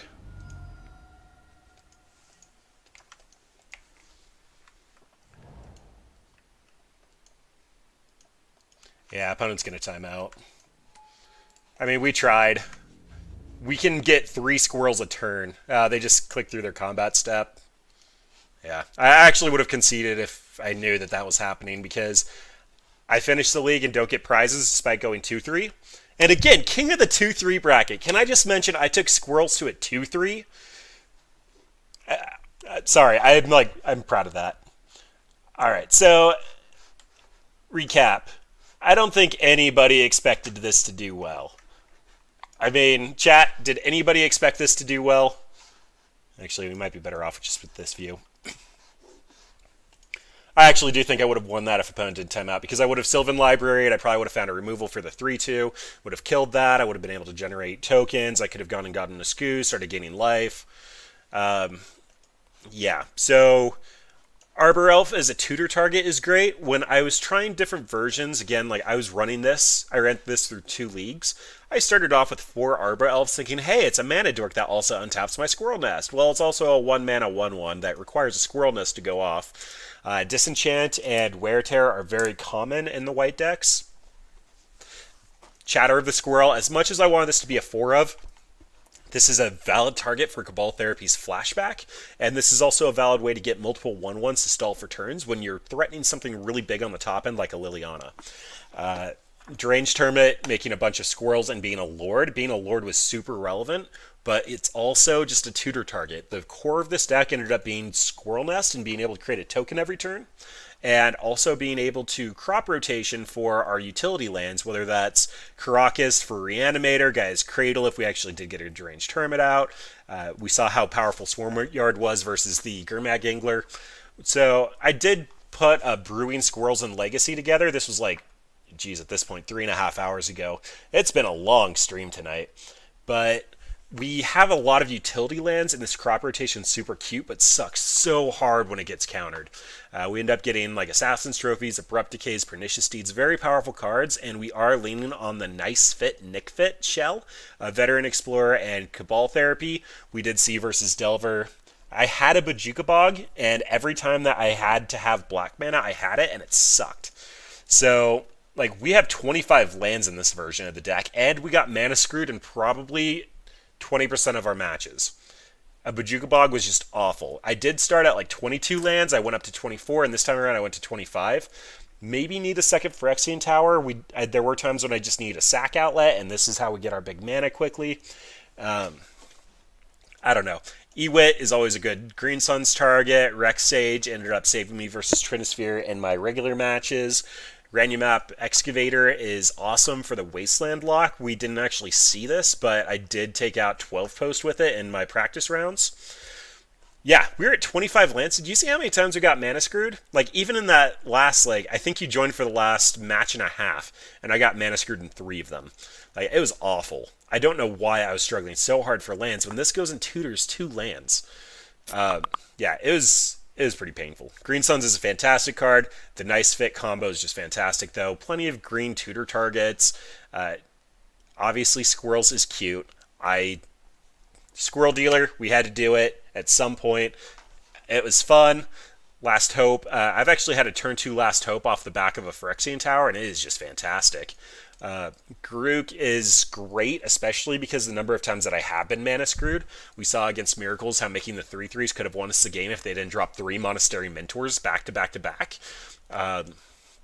Pernicious Deed is great, but it's conditional. Sideboard probably could have used some help. Oh, Sorry, the one we were running was 23 lands. This is what I was running last. This is what I ended up with today. So that's my bad. Very similar decks, though. Like, they ended up about the same. Sideboards probably could have been better. Over here, I was running a Thragtusk as a tutor target for burn. Liliana's Triumphs were actually in the side. Had pretty much all the same stuff, though. Either way, Squirrels, fun, 2-3. I actually would have conceded for that last Delver player because I wasn't getting prizes regardless, but he belled at 15 seconds left. I don't know. Squirrels, Legacy, we did it! Earthcraft? I do feel like I need to bring up Earthcraft again. So, Earthcraft. This is currently banned in Legacy. It's 1 green for an enchantment. Tap an untapped creature you control, untap target basic land. So, you put Squirrel Nest on a basic land, you create a squirrel, you tap the squirrel to untap the basic, and then you have infinite squirrels. This is currently banned, and I know it's kind of been a somewhat hot topic about they think that it would be fine. I think that we already have plenty of wastelands in Legacy. Ghost Quarters don't need to be a part of it. As much as I want Squirrels to be a combo deck in Legacy, it just... We went 2-3 with just 3 Squirrel Nests. Like, this was strong. I always was like, Earthcraft, unban it! Squirrels, it can't be that strong. It's a 2-card combo, it's enchantments, it gives your opponent a turn. Like, we already have to run Golgari Charm and Zealous Persecution and all that crap for True Name Nemesis. Like, people just pack more hate. I don't know, Seraphix. Did you just see me go 2-3 with an absolutely terrible Squirrel deck? Do we need Earthcraft in this? There already isn't much enchantment hate, and it's going to require a lot of decks to pack enchantment hate for both Squirrel Nest and Earthcraft. I don't know. So I always thought it should be unbanned, but after tonight I'm not exactly sure, because getting a 1-1 every turn is kind of good. Legacy, you either die to Reanimator on turn 1, or it kind of becomes a nice, grindy, long match. Like I said, we're like 3.5 hours in. Half hour of that was probably just brewing the deck, and then 3 hours of Legacy. But it's fun. Squirrels, yay. So kind of to recap, I'm going to be uploading the Brewing and Legacy Squirrels, kind of go through my process of starting off with Nic Fit, finding cards that I wanted, combining it all together, checking elves to figure out what it is. Yeah, that's fair. Like, I guess I'd have to play with it before I made an actual firm decision. But we're going to have a special video up on the YouTube channel about actually brewing this deck. I did play 2 leagues with a very similar deck to it, but it was basically where I wanted it to be at when I first brewed it. And then we're going to have the videos afterward. My internet did disconnect in the middle, so we can thank Comcast for that. Hopefully I'll get it all spliced together, so that might be a little slower uploading than normal, but yeah, like, subscribe. I actually need a lot of subscribers on Twitch now for the card hoarder stuff, so please subscribe. Yay! Squirrels, 2-3, woot. And thanks for watching.